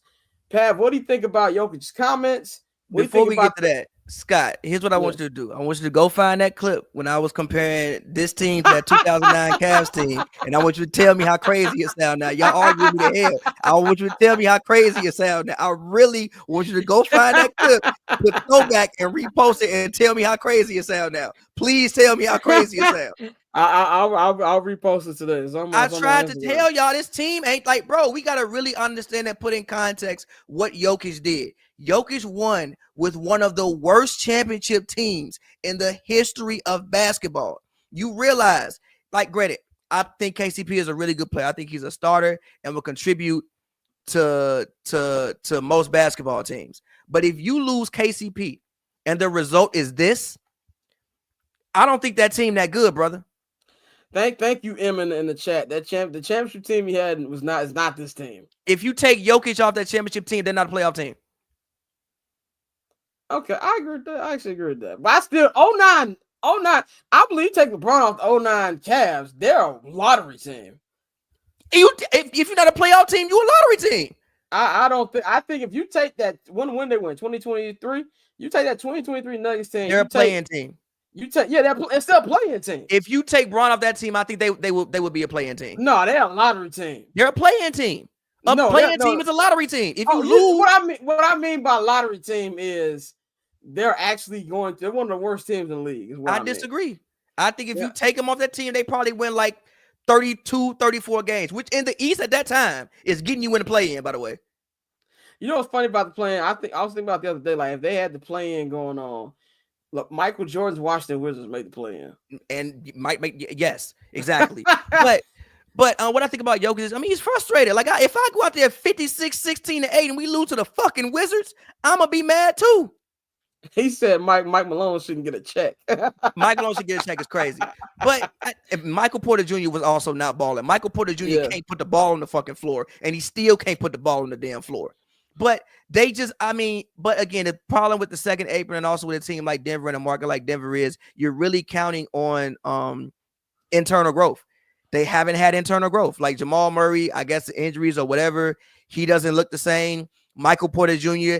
still hasn't developed to do anything besides shoot the basketball. Christian Braun, although he stepped in and been solid, I don't think he's been like starter shooting guard level. I'll say I'm gonna answer this. Jokic, I won't say ran through by himself, but look at that Western Conference Final series, bro.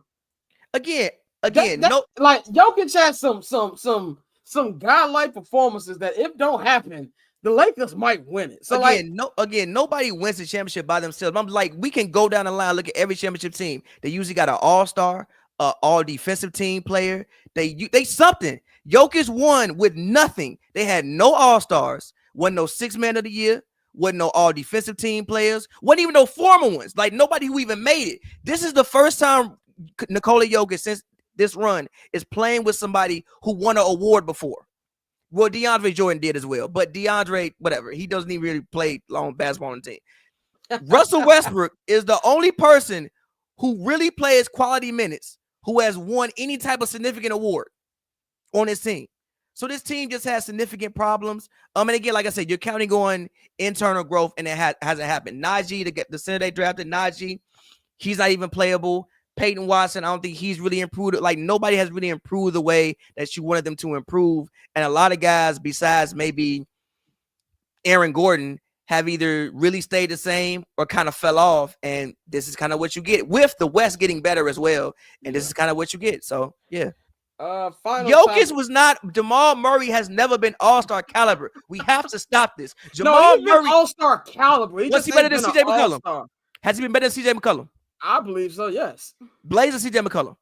Yes, I believe. You believe that? I was never that high on CJ McCollum. If you put CJ with Jokic, what you getting? I don't think you getting Jamal. Jamal in the playoffs is a different beast. Do we remember CJ McCollum in Game 7 against Jamal Murray when Dame was stinking it up? Okay, I get that. I just feel whether he's not an all-star cool, but he's all-star caliber. He's all-star caliber. No, he's not. He wouldn't even make the all-star in the East. And also, I watched the Olympics. I saw Bogdanovich look like a world beater. He can't get off the bench for the Hawks. Bogdanovich was doing a 3 to the head, up 17 to Melo in the Olympics. He can't get off the bench in Atlanta. Yeah, he really can't. Yeah, he really can't. I forgot about that trade. He is not going off the bench, man. Final topic for you, man. Talk about the team that eliminated the Denver Nuggets last year. That is the Minnesota Timberwolves. Minnesota Timberwolves made it to the Western Conference Finals last year, lost to Dallas. That was kind of like the breakout party for Anthony Edwards. They played real good ball, but then they made a shocking trade heading into the season. I don't know if it's too shocking because I think we all knew that they're going to have to make some move, especially with potential new ownership coming with Alex Rodriguez and I forgot his partner's name. Which that thing is still being settled. They're still trying to figure out what's going on with that. But got rid of Cat. We just talked about Cat and how well he's been playing in New York. They got Julius Randle. And I actually think Julius Randle's been playing okay. I just don't think it's a good mesh. And also, I feel like maybe we, and I'm included in the we, might have crowned Ant a little bit too early. Y'all did. I think Ant does a lot. And I also think Waz commented on this when it talks about how a lot of these players aren't themselves. Ant is himself, but sometimes Ant does a little bit too much. We don't need him cussing every other word in every interview. Like that's got to cut down a little bit. But just how the players, this doesn't feel like a well-crafted team. What do you think about the struggles they've had? Do you think there's a way? Are they going to stay being a playing team, or can they get back to where they were last year?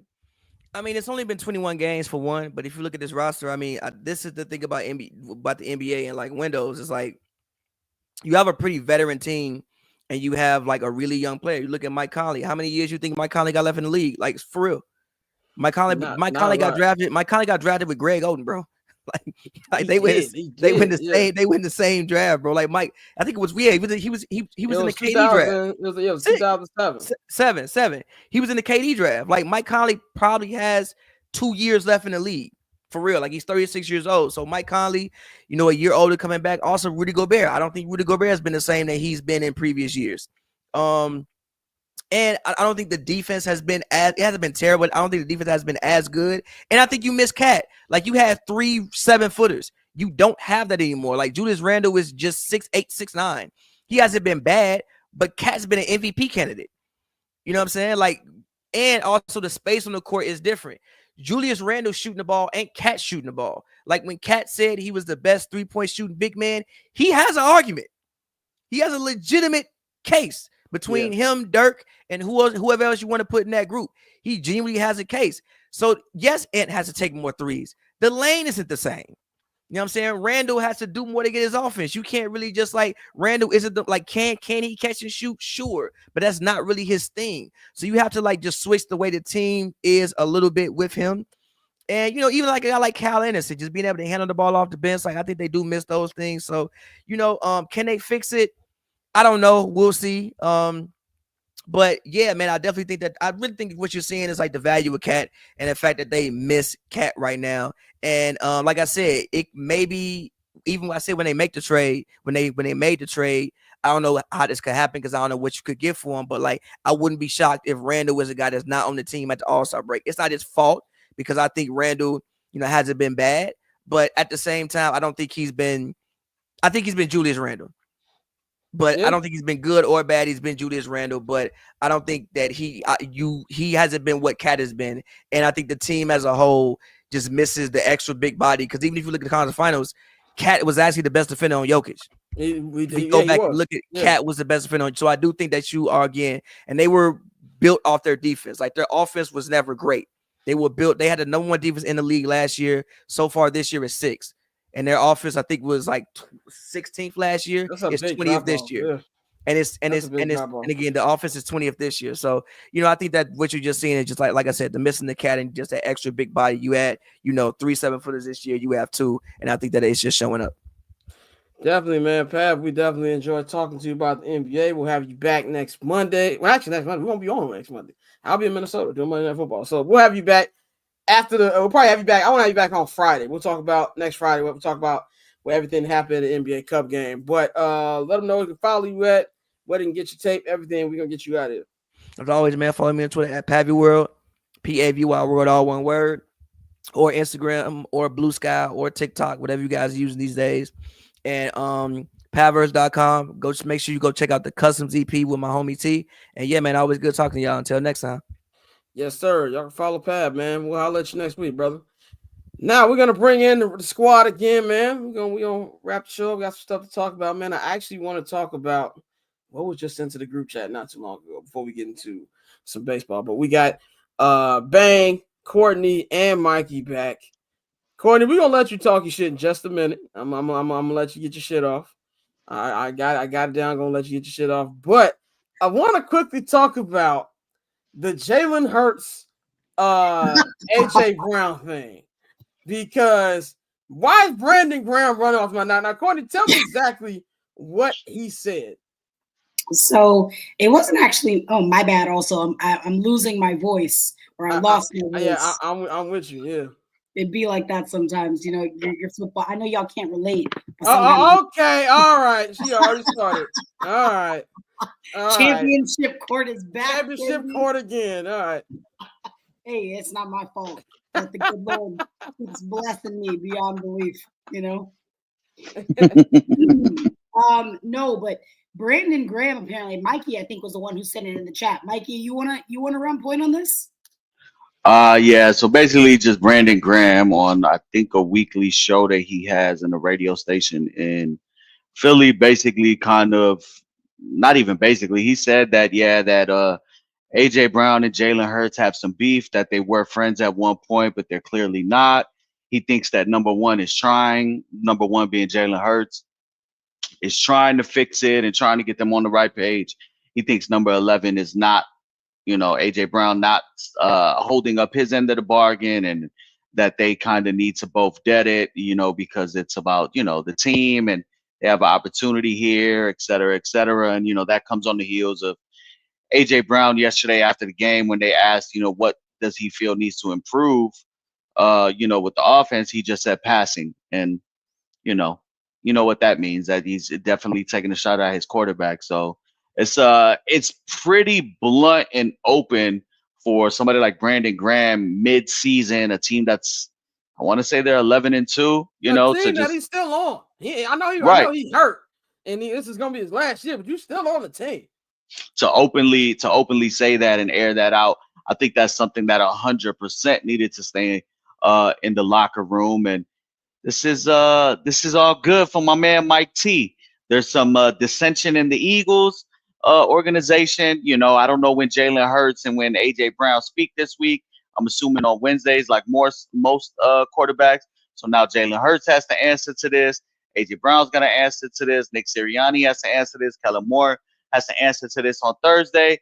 And there's gonna be a lot of drama. And then you're gonna have a tough-nosed defense coming in Sunday in the Steelers. And yep, I will be taking the Steelers money line now. And Mikey, I apologize for not reading the chat, knowing that's you. That's a fine on me. Whoa, that's a fine.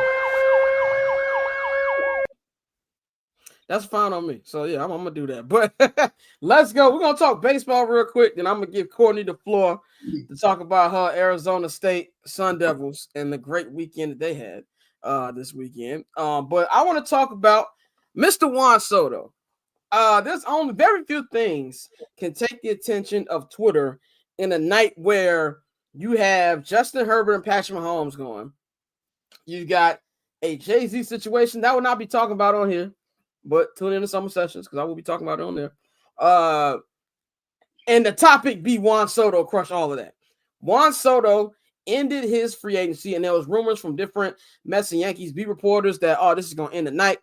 There's going to be a decision made tonight, and it was announced by Jeff Passan last night that Juan Soto signed with the New York Mets on a 15-year, $765 million contract. It is the largest deal in professional sports history. Now, there's an opt-out after the 5th year, which is in 2029. He can opt out, hit the market again, or he can receive $4 million raise per season from $51 million to $55 million for the rest of the contract. So that's a good thing there for Juan Soto. Now, the reports are that the Yankees deal was $760 million, so $5 million less. I know there's a lot of people making jokes about how Steinbrenner, even I made a Succession joke about him being Kendall Roy. But I really think this comes down to, it's not about the numbers. I don't believe that the Yankees are willing to put all that on the table and say, you know what, an extra $5 million is a little too rich for my taste. I believe that for whatever reason, Juan Soto just wanted to go to Queens, play with the Mets, play with the owner who's going to spend money in Steve Cohen, a.k.a. Bobby Axelrod, to play with, my man, Puerto Rican legend, Francisco Lindor. Speak on it. I think he wanted to go there. And obviously, I don't think he wanted the same Yankee requirements. Maybe he want to grow his hair out. I don't know what he want to do. But I believe he just wanted to go to the Mets. And I do believe to the Yankees. I know Yankee fans do not want to hear this, but a lot of Yankee fans reacting. Shout out to my dog Cliff. He's a massive Yankee fan. He put a picture that he took with Juan Soto at a Knicks game this year and said, "You only wanted the money. I wouldn't even geek to meet him. He wanted to meet me more." I'm like, Yankee fans, when y'all are mad, you're like the nigga who is putting up mad points at the local basketball court. Then nigga take your ball and do it better than you, and you want to take the ball home so nobody else can play with it. That's what Yankee fans do in this situation. But I do feel like there's a lot of money still going to be spent. There's ways for them to make this team still contend to get back to the World Series. But this is a massive, massive blow for them. Courtney, I want to get your opinion on it first. What do you think about this deal and how it impacts both clubs? I mean, it's embarrassing for the Yankees, right? I feel like to a point, yeah, of course, nobody wants to play second fiddle to Judge, which in my opinion must have been a big factor for him. Like, no offense to Francisco Lindor, but Juan Soto in the Mets, you are the star, right? But being a Yankee, you're always going to be second fiddle to Aaron Judge. And who wants to do that for the next 10 years of your career? But it's just so embarrassing that the Yankees really do this whole cry poor thing. They just did it with Blake Snell. I actually just read that today where they were talking about how the Yankees were also in on Blake Snell the same day that he signed and announced with the Dodgers. You know, hang the banners. We got this close to Soto and Snell. Like, that's so embarrassing. You're the most valuable baseball team and one of the most valuable franchises in sports, period. And you have lost out on how many different stars at this point. It's embarrassing. I'm embarrassed. As for the Mets, good for them. Good for them. He's gonna spend a lot of money, and I'm thrilled for that. That's also probably why Jerry didn't want Steve Cohen anywhere near Major League Baseball. Well, when I saw that went through, I thought about the thing that Bobby Axelrod said in episode 1 of Billions when he told Chuck Rhodes, "What's the point of having fuck you money if you can never say fuck you?" That's exactly what I heard when I heard this. Mikey, what do you think about this deal? I mean, I love it for the Mets. I love it for, kind of what they're building. They had a pretty fun run this past, 2 months of the season and going into the playoffs and obviously, making it to the CS. I think it's going to be a seamless transition. You're still going to keep Francisco Lindor there at leadoff, and Lindor gets on base, and having somebody like Juan Soto, play in that ballpark. I want to bring this up right now.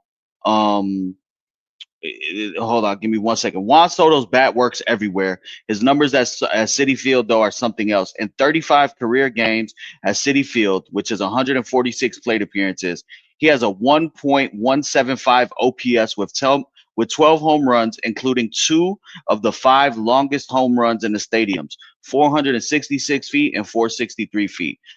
Knowing, the type of hitter he is, and he's able to spray the off fields with the way that the dimensions of the ballpark is, he's going to feast in that ballpark. They're going to love him. You're going to see Soto jerseys all over.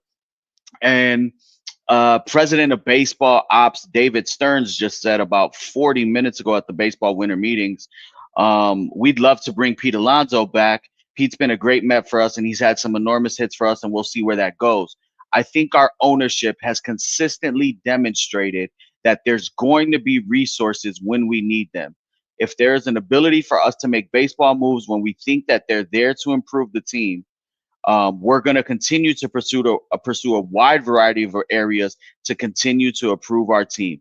So it must be nice to root for a team that at least is putting out the effort, putting, their money where their mouth is, and trying to get better and try to get, you're looking at Courtney, I don't know what it is, but you're looking at almost like between a 6 to 8 WAR player in Juan Soto, generational. And, just for Juan Soto, I try to tell people all the time that Yankees legacy shit, that playing for that shit don't mean anything, bro. He's won a ring with the Nationals more recently than the Yankees have won a ring. The people that remember the Yankees for what they were, they're dying.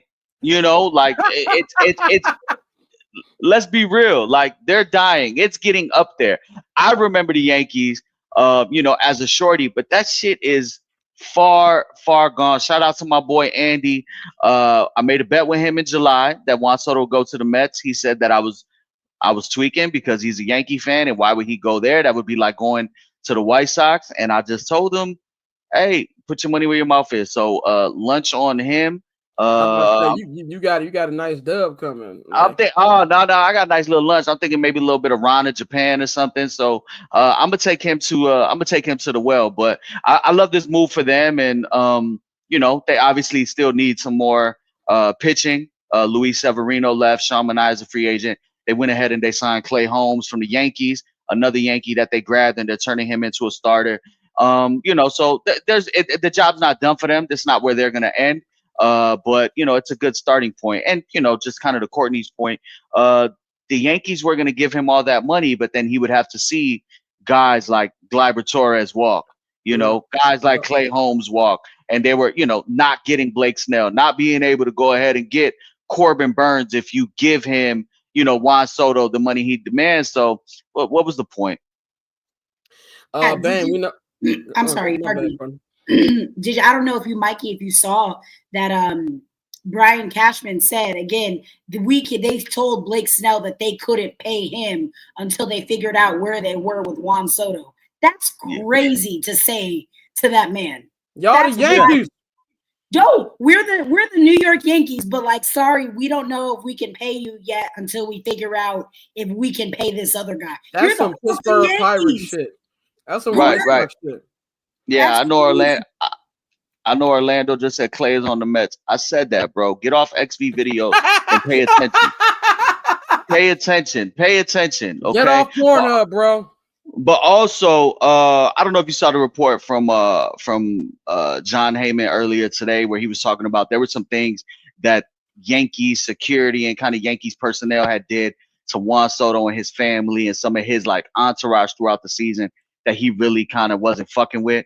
I don't know if that really played an end, because at the end of the day, $765 million is a lot.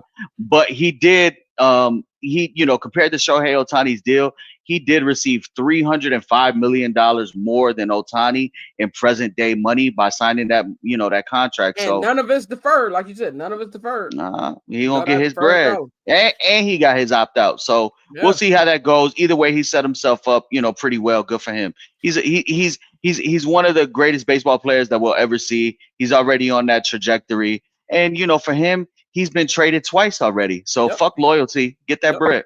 Yep. Bang, man, you got a baseball bang take for us before we move on. Yeah, that's a whole bunch of money.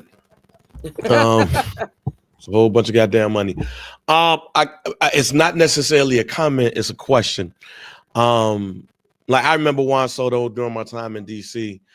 They won that World Series, all of that. I remember a lot of people saying that young Mickey Mantle, all of that stuff. I guess my question to you all, because I'm not about to act like I am like watching the Mets all day. Like, how does this affect that team? How does this affect in a positive way the Mets? And could Juan Soto bring a championship to Queens one day? They get some more arms. They went in the LCS this year. I think offensively they're gonna be better than they were, but they got to get some more arms, like you just said, Mikey. They lost. If they got to get some more arms. Yeah, definitely. And if they can get some more arms, you got Clay Holmes. Obviously, that's going to be a project. That's kind of the I think they're banking on what the Sox did with Crochet, changing him from a bullpen arm to a starter. There's obviously going to be innings limitations with that. You can't expect him to go deep next year. Pitching probably 200 innings. I would never expect that. So you're probably going to have to add maybe about 3 more starting pitchers. They've lost Severino. Quintana's a free agent, and Sean Manaea is a free agent. So they still have their work, cut out. But I think this is a more attractive spot for, potential free agency. There's still some good, good arms out there. Definitely, man. We're going to move on to something that I know a lot of y'all have been waiting to hear from, and that is Courtney. Courtney had an amazing weekend, and she got to watch her squad, the Arizona State Sun Devils, win the Big 12 championship at Jerry World. What, you can't hear me? Am I going out? No, Okay. you good. You good. Okay, I know. Okay, No, but Ben just looked like he was saying something. oh, Like he was confused. no, Bang, Bang got Bang kids. giving that parental advice Right, right now. yeah. I'd be forgetting that he's somebody's father sometimes. But you also made the Big 12 Instagram. We gonna pull that up right here. Oh You had you a good time. yeah. Okay, if you can't tell. The But yeah, floor you know, is yours. we were causing a fight. That's my sorority sister Emma right there. She flew in for like 30 hours literally to come to this game. So shout out to her if she's watching out there. But no, we had ourselves a damn good time. Listen, we're still playing with house money. Okay, it's been publicly stated from the beginning. This was a rebuilding year for us. We were fully predicted to finish at the bottom of the Big 12. We were not supposed to be in this position. Making it to the Big 12 championship game, awesome. If we didn't win, you know, no hard feelings. It'd be like that. But not only did we get in that bitch, we won. And we stomped a fucking mud hole in their asses. And it was glorious. And thankfully, the committee had the wherewithal to put us where we deserved, right? In my opinion, should have been ranked higher than that Mountain West squad that got the 3 seed, but I digress. You know, might have a little bit of a tricky path moving forward in that 4 slot, playing the winner of Clemson and Texas, and we can get into SMU. We'll get into all that in here in a little bit. But all that matters is that ASU is so fucking back, baby. Take my money. Go donate to the Sun Angel Collective. Transfer portal is wide open for business. And ASU is such, like, obviously I know they haven't been good as of late, but Arizona State is a national brand. It is a school and an institution that everybody knows. So come get on board. Come play for the Sun Devils. It's a great fucking time to be a Sun Devil.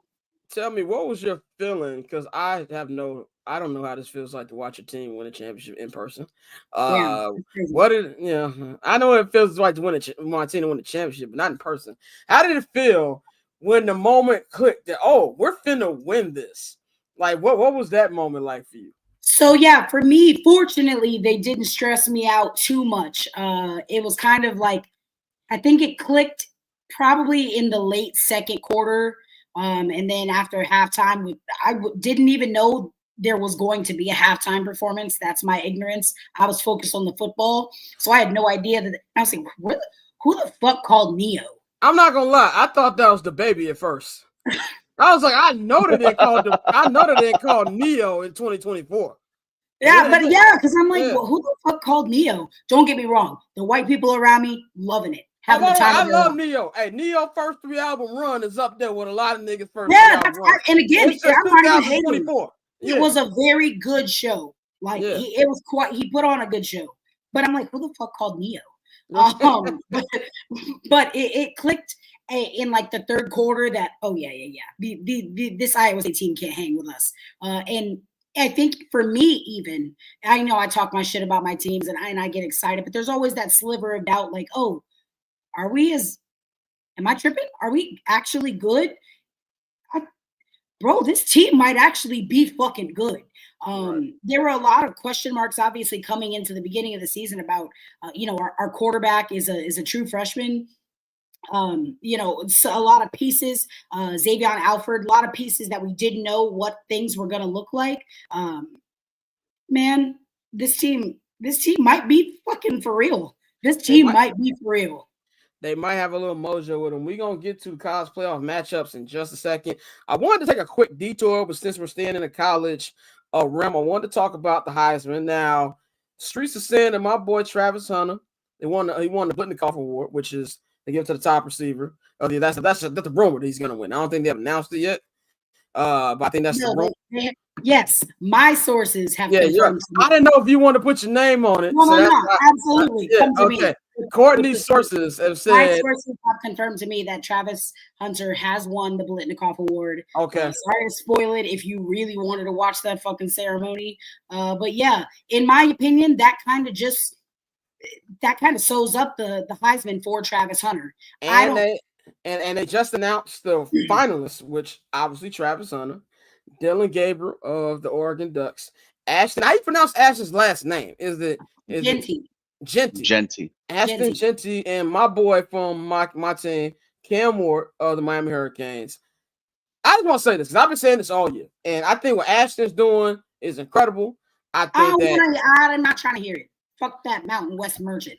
I'm trying to be nice here, but Travis Hunter is a generational player. Okay, he's generational. I seen some people out there say, "Oh man, he's above average on both positions." First of all, that's a lie. I don't know what you're watching above average. Number two, he's doing what he's doing on both ends of the ball. You can't stop him from getting a touchdown, and he stops you from getting a touchdown. I don't understand what is going on. I don't know if it's part of the Deion Sanders hate, the fact that these niggas finally got a bowl game. I don't know what it is. Ashton's having a good year, but he's just having a good year. And sometimes good years don't matter when you run into a generational talent. And that's just how it is. And like you just said, Courtney, I think this award pretty much seals it. They're going to have the nice announcement, but my boy 12 is coming home with that award, and them just grown men bars that y'all going to have to deal with. Y'all don't care about Boise State. Y'all just don't like Travis. Y'all don't like Colorado, and y'all don't like Coach Prime. Let's just get down to the nitty-gritty of what we're really doing here. At the beginning of the year, a lot of people thought that this team had no shot to even get a bowl game. They didn't make the playoff, but they finished in the top 25, and they got a bowl game. That's the accomplishment, and now they're going to be getting the Heisman. Go ahead, Courtney. No, I'm saying myself included. I definitely had them in the Tax Quest Cheez-It Bowl. But you said you think it's I mean, what it is, the Valero Alamo Bowl, right? Yeah. Again, couldn't be my team, but enjoy the Riverwalk. We'll hit up Bill Miller Barbecue, get a chopped pork sandwich. Fire. Championship quarter's officially back. I haven't heard her talk this much in a while. We're so back, baby. We're so back. Bang, any thoughts on this Heisman battle? I still want to apologize to Deion Sanders for saying that the Colorado Buffaloes wasn't going to be shit.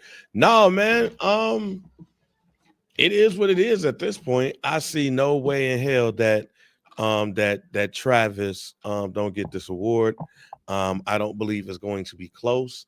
I believe that it's just a foregone conclusion that he's going to get this award, and it's well deserved on his part. I'm excited to see how he could carry this to the league. So depending on the team that he goes to, maybe it is the Jacksonville Jaguars. They're going to need it. But yeah, man, congrats to him. Congrats to Dion and Shador and everything. And man, I'm happy at the fact that they playing in the bowl game. Yeah, Dion, we don't do that over here. No, I'm happy that they're playing in the bowl game. With the playoffs and even before that, a lot of players, especially because it was that Jake Butt. When Jake Butt fucked up, tore his shit. Yeah. A lot of players after that was like, nah, we ain't doing it. I like the fact that that these two players are going to be playing in their last game. And was that the Valero Alamo Bowl? Was in? That's like a gas station. Valero's, it's a gas station. Do Wawa got a bowl? The Wawa Bowl. They should. Wawa Bowl. They should. The Come and Go Bowl. It should be a Wawa-based bowl. Should probably be played somewhere in Pennsylvania, though. Yeah, like Wawa Bowl. That makes the most sense. Come and Go Bowl. That's crazy. That's crazy. Yeah, but Deion said it's not even a good gas station. It's not I mean, gas stations are good though. Buc-ee's is the greatest gas station in America. Wawa, top 2. Top 3. Wawa, cool. Good Pilot or a Love's when you're traveling. I'm just saying. You're sleeping on elite convenience stores. I don't know where you live, but we got some good ones. I hate to interrupt the gas station pizza debate, but to talk on like a little bit of topic that we had earlier, Donovan McNabb. Oh, you of all people. Donovan McNabb on AJ Brown's potential frustration with Jalen Hurts. It's two grown men. It's two grown men. If you got an issue, you come to me. Let's not go through the media because now it blows up.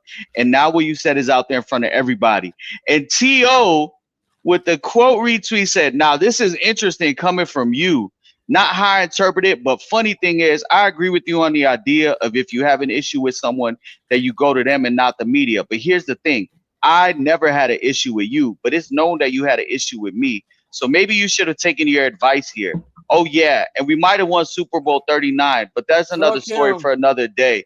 Hashtag just my 2 cents. Hashtag 317. You gave me yours. I'm giving mine. He also put a gold jacket emoji. It's fucking hilarious. Looks like a little karate robe. That shit is funny. Generational Eagles beef. Donovan McNabb is the only Chicago athlete I do not like. Fuck Donovan McNabb. He lost me money when I was in high school when they lost that Super Bowl. $50 when you're a 16-year-old is a lot of money. Okay, I'm pretty sure adjusted for inflation, that'd be like $1,000 right now. Right, exactly. Right. Donovan McNabb, you lost me $1,000, and so I was a massive T.O. fan. I've had every T.O. jersey when he was actually before he became a journeyman, and T.O. was like, "Oh, I know that ain't who I think it is." That's what T.O. is basically saying. I honestly was the Eagle. I was like a Philly fan growing up. Like obviously AI, but I was a fake Sixers fan and fake Eagles fan as a kid growing up. If the Bears weren't in, that was always my team. Eagles were my team, yeah. Yeah. Eagles were my team.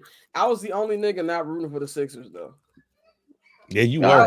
I was a Kobe guy. I was a Kobe. Yeah. I was a Kobe guy when niggas was saying niggas like Ray Allen was better than him. Like that's when I was a Kobe guy. But I wasn't a Kobe guy until he was already long out the league.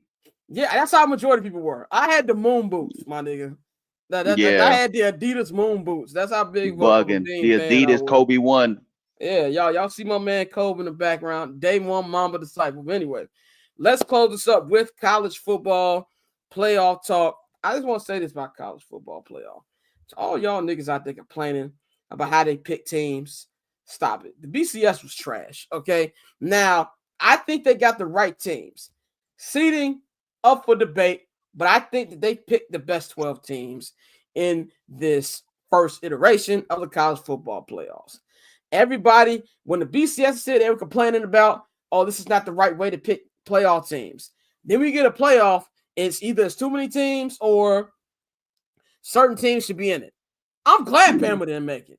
It's a great day that Bama didn't make it. They had no business making it. With some of the losses they took, I'm a Miami fan. Once I saw them niggas lose to Kansas, I was like, no. And even other wins they got, the last minute win they got earlier, they should have not been in the playoffs either. I think they picked the best 12. So let's go over that.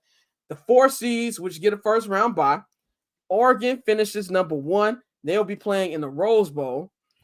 Georgia, we finished in number 2. They just beat Texas this weekend. They'll be playing in the Sugar Bowl. We don't know who's going to be playing. Look like Carson Beck is going to be out. That arm did not look right, and they even had shot him telling one of the other players that it's bad, bro. So I don't think he's going to play. Who knows? Third seed, Boise State. They're going to play in the Fiesta Bowl. And, of course, 4th seed, Courtney's Arizona State. And they'll be playing in the Peach Bowl. Now, before we get to the first round matchups, people actually going to be playing in the first round, y'all got any problems with the way the first 4 teams will rank? Go ahead, Courtney. I don't necessarily have, how I feel about Boise State and the Mountain West. I'm sorry. It's a fucking joke. You're not going to tell me that the Mountain West is somehow a better conference than even the ACC or the Big 12. When did that happen? I'm asking. This is a never. When the fuck did that happen? Never.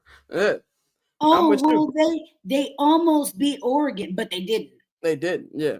Because how many teams did they almost lose to? Like getting into these arguments, it's so silly. I think, listen, I agree with you. Bama had no business in this playoff, but there are a lot of mistakes in how they handled it. Honestly, this new setup, it's not great. And I imagine that it will change again here within the next 2 years. I give it 2 years before they change it again.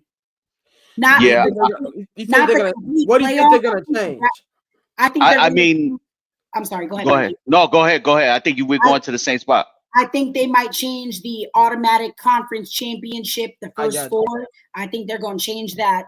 One, because it doesn't make sense. You have multiple power conferences, right? How do you decide which four are the first that are going to get in? Like that, that's kind of weird. And then when you try to like dissect, what criteria they use and how they apply it, it changes team by team. It just doesn't make a whole lot of sense. Also, I think we're putting a tremendous amount of weight on these conference championship games because we're keeping it a buck. I know I got the cup. It's a great little mug, but SMU ain't got no business in this fucking playoff. You don't get to lose your conference. I don't care if you went to the conference championship game.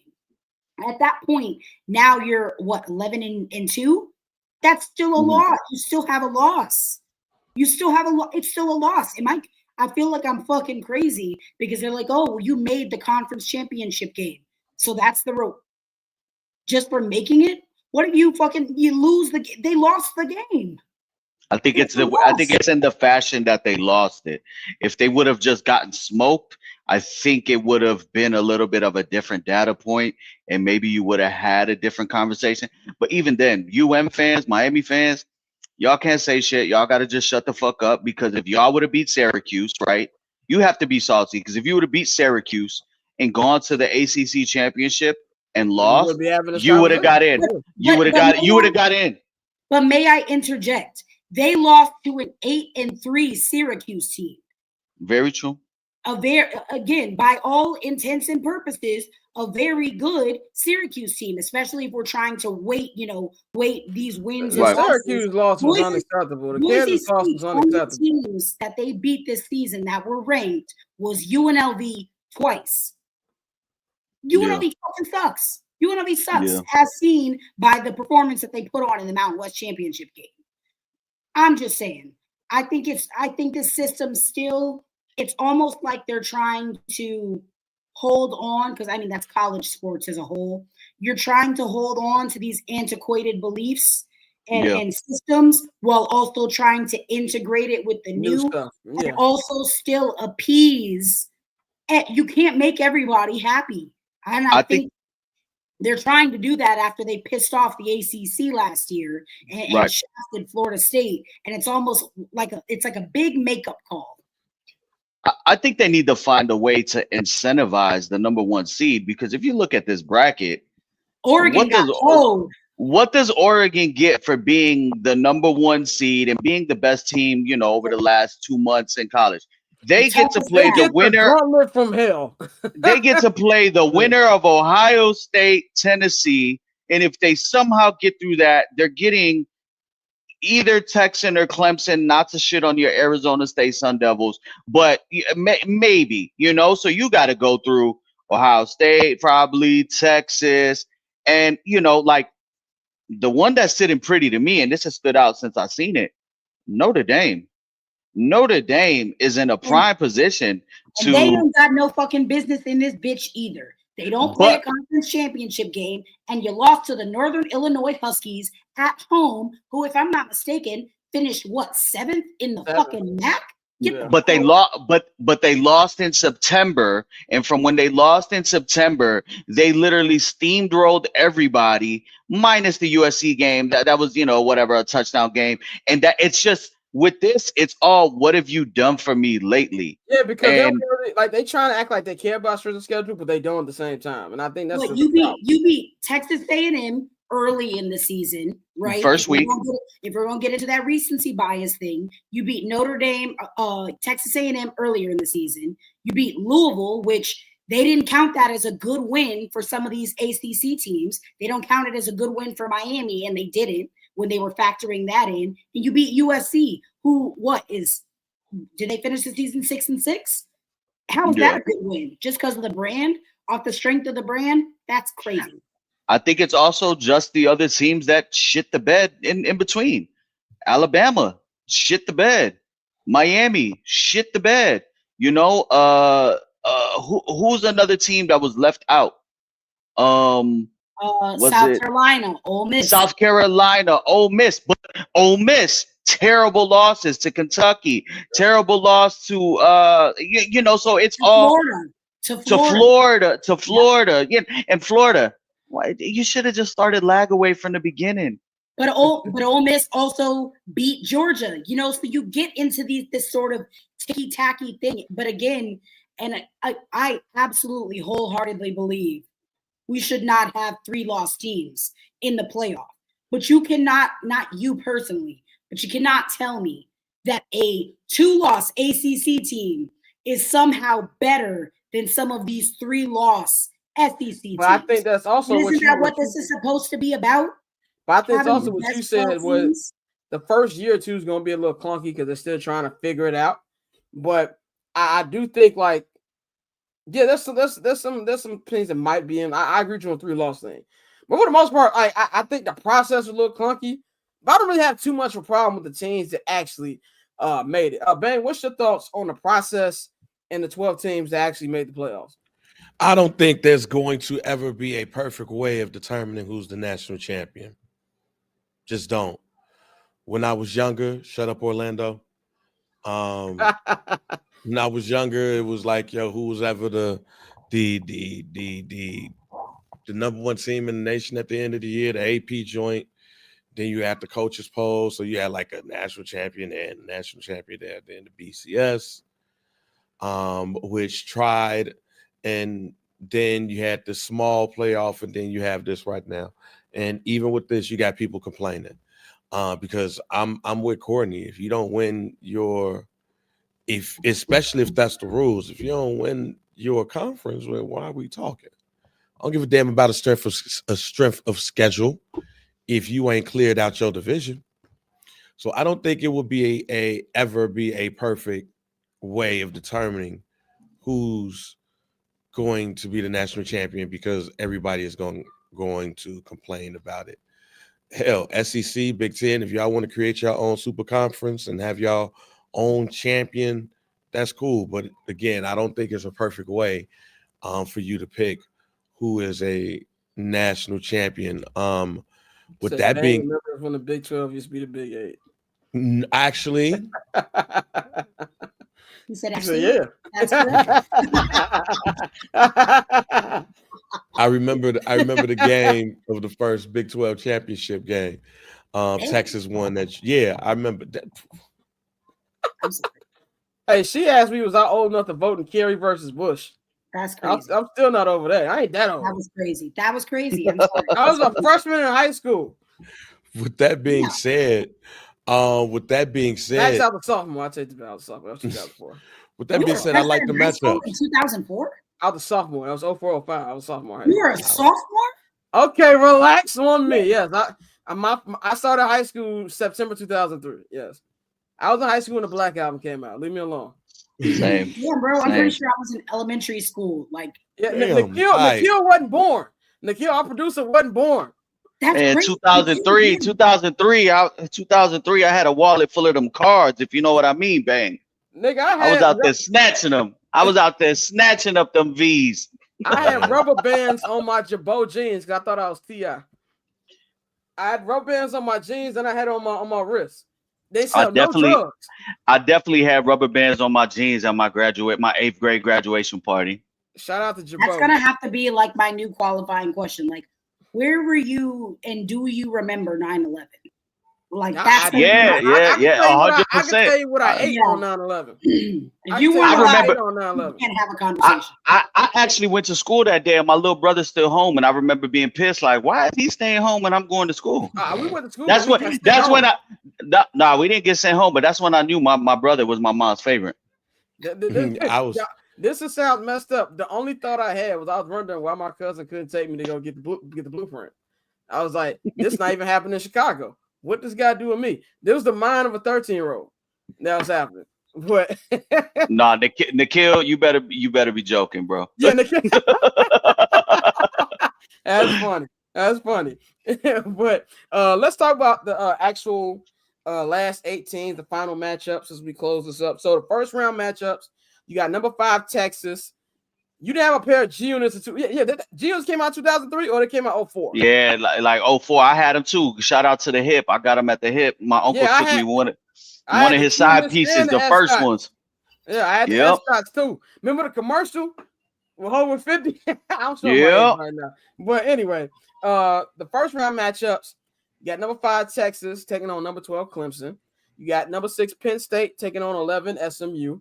You got number 7 Notre Dame taking on number 10 Indiana. And you got number 8 Ohio State versus number 9 Tennessee. Now, all of these games will be actual home games for the higher seed.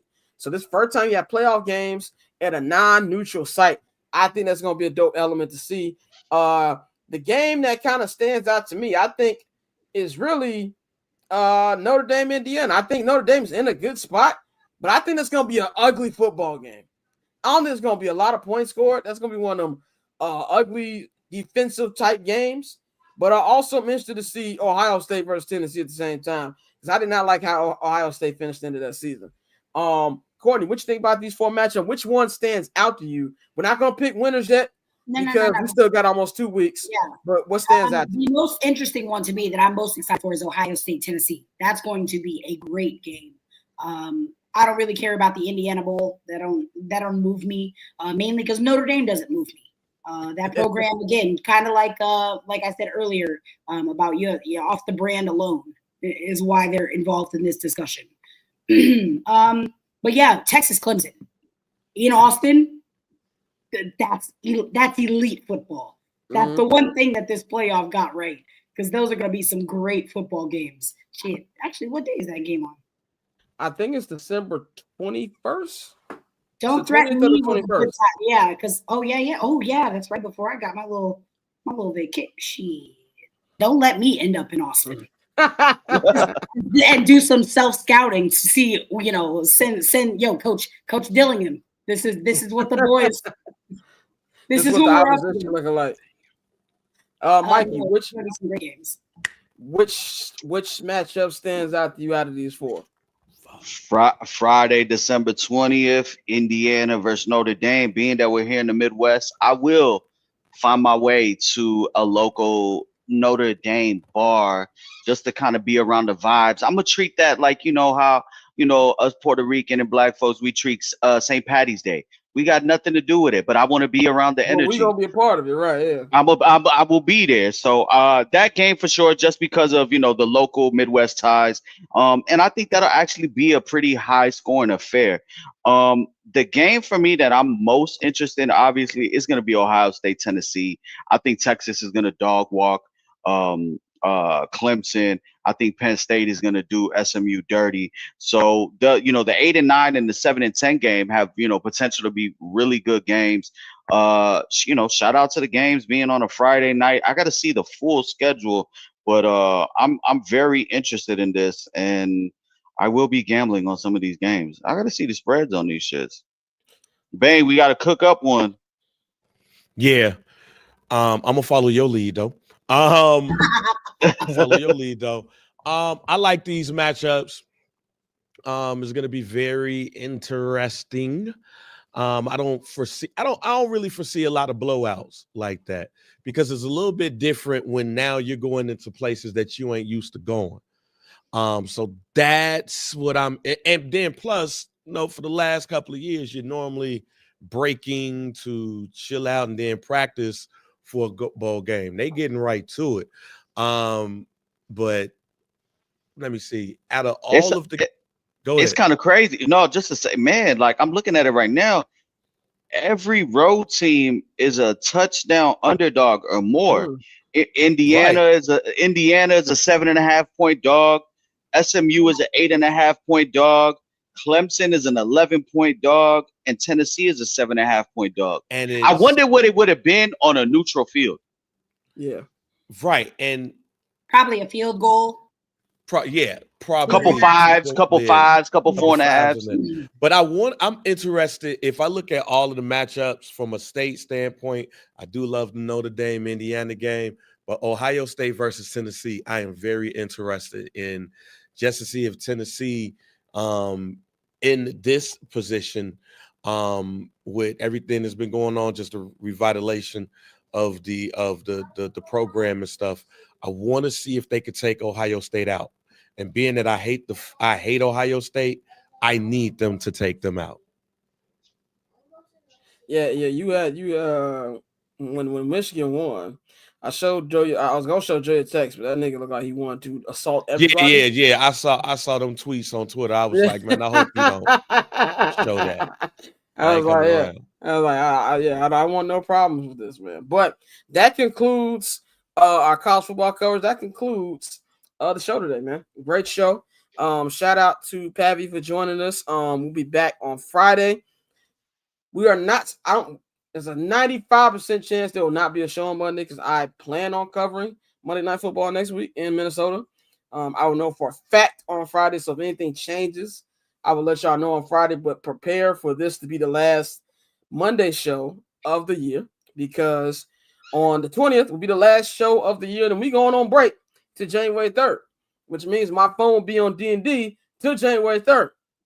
I will not, outside of covering Bears games, I will be doing nothing but being in the house, getting intoxicated, and watching movies that I didn't get to see this year because I refused to pay the $5 at the movie theater if it's not a franchise. But I'm gonna talk about that on Summer Sessions. My point on that because it costs too much to go to the movie theater now, bro. Like it really do. So I'm gonna get to that. Go on Cheap Ticket Tuesdays, big dog. AMC does have off. Let me I'm taking baby girl to go see Gladiator 2 tomorrow because Christmas coming around. I can't spend the $45 for two people to the movie. My brother in Christ, let me go ahead and save you that $20 right now. Don't do it. Ooh. It was atrocious. I went on Thanksgiving to go see it. It was not great. First off, half the movie felt like a Dior Sauvage ad. It was dark and it was weird as hell. Why the fuck it was the weirdest Training Day sequel I've ever seen in my life. Because why does Denzel sound like that amongst a bunch of Romans? It made no sense. So he was wrong talking about Jake. It was bizarre. I might have to see if my website got it then, if that's the case. Yeah, I haven't heard any good review. I had no plans to see it. Ain't that what all the girls are singing now? I haven't seen it. What? I heard that. Which one? Wicked. She went to go see it with her girl last Monday night, so I got to enjoy a little football dolo. And she was gone for like 4 hours. She's like, "Yo, this movie's fucking 3 hours long." I was like, "All right, fuck it." 3-hour movie. I can't. I hate musicals. I hate musicals with a fiery passion in my heart. But the next movie I'll be seeing is Captain America 4, so that's another 2 months from now. But yeah, man. So no Moana 2. That's crazy.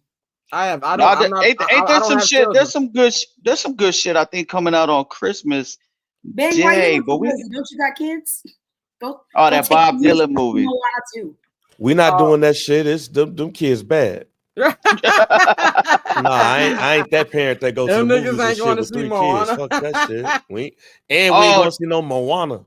They don't want to see that shit. That's what I'm going to see. I'm going for my little cousin's 10th birthday. He wanted him and his boys the Sonic the Hedgehog 3.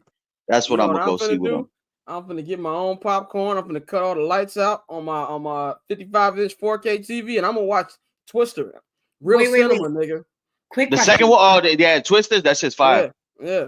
What's the craziest food you've ever snuck into the movie theater? I don't sneak movie theater because I'm a law-abiding, tax-paying citizen. I don't do that. You can actually bring in food now. You don't gotta sneak it. You can literally commit a murder. Yeah, you don't gotta sneak it no more. But I walked in with some flautas from the Mexican spot, and then I opened up the green sauce. Yeah, I went to Webster over there on Clybourne, and there's a taco spot on Fullerton and Clybourne. At Fullerton and Ashland, I grabbed some flautas. I went to Webster. Yep. I got called bougie. I definitely snuck in a Tupperware full of Thanksgiving food. Yeah, see, no, that shit's not even warm. What are you eating cold? Potato salad? You eating potato salad at the movies? Who eats potato salad on Thanksgiving? Puerto Ricans. That's Puerto Ricans. That's Puerto Ricans. Potato salad Thanksgiving. What are you talking about? That's Puerto Rican. Memorial Day? What? Niggas have potato salad on anything. He said I snuck in a torta. We talking about food, bro. I know what type of torta you talking about. Look, I will say this: if you sneaking in chips or like even a slice of pizza, if like niggas be talking about I'm sneaking in Harold's, I'm calling the authorities. I definitely not have snuck smell- in some chicken wings, boneless. I better but- not turn around. I smell Baba's when I'm in the movie theater. Nah. We legit had Mexican food one time, and then one time my dad snuck in some Wendy's. See, Wendy's ain't bad. You can put I do Wendy's This is know a you're bag. good baconator. Yeah, Wendy's ain't bad. You put it in a bag. Courtney, I'd have definitely called security. Why? with the I'm double taking it out of my You purse. watching unlisted Batman into my and you purse got bag. a full course, man. You eating stuffing and I already cornbread. sliced everything up before I got there. I don't see What the are we problem doing? is. What do we have? Chicken nuggets like a sane human being. Y'all Anyway. are funny, man. Anyway, man, like I said, so we back on Friday. No show next Monday. I'll be in Minneapolis, and then next Friday will be our last show of the year, man. So you can follow Bang at GR Bang, all social media platforms. You can follow Mikey at Junior_Solito on Twitter. You can follow Courtney at 1-800-COLLAR-BRO on all social media platforms. And you can follow your boy at Barberchair Scott on all social media platforms. That's Twitter, that's Blue Sky, it's Instagram, it's TikTok, all that, man. Subscribe to the Patreon, patreon.com/Barberchair Network. If you are listening to this on Spotify, Apple Podcasts, the link will be in the description box. If you're watching this on YouTube, take your phone up to the QR code. It'll take you right to the different tiers. If you subscribe to the $10 holla, that is the Barberchair All Access tier, you will get 25% off your first order at the Barberchair Network shop. That is bcnetshop.com. And of course, follow the Barberchair Network at Barberchair Net on all social media platforms. Follow our partners, H&B Media, at H&B Media TV on Twitter, and at H&B Media on Instagram. We will holler at y'all on Friday. We up out of here.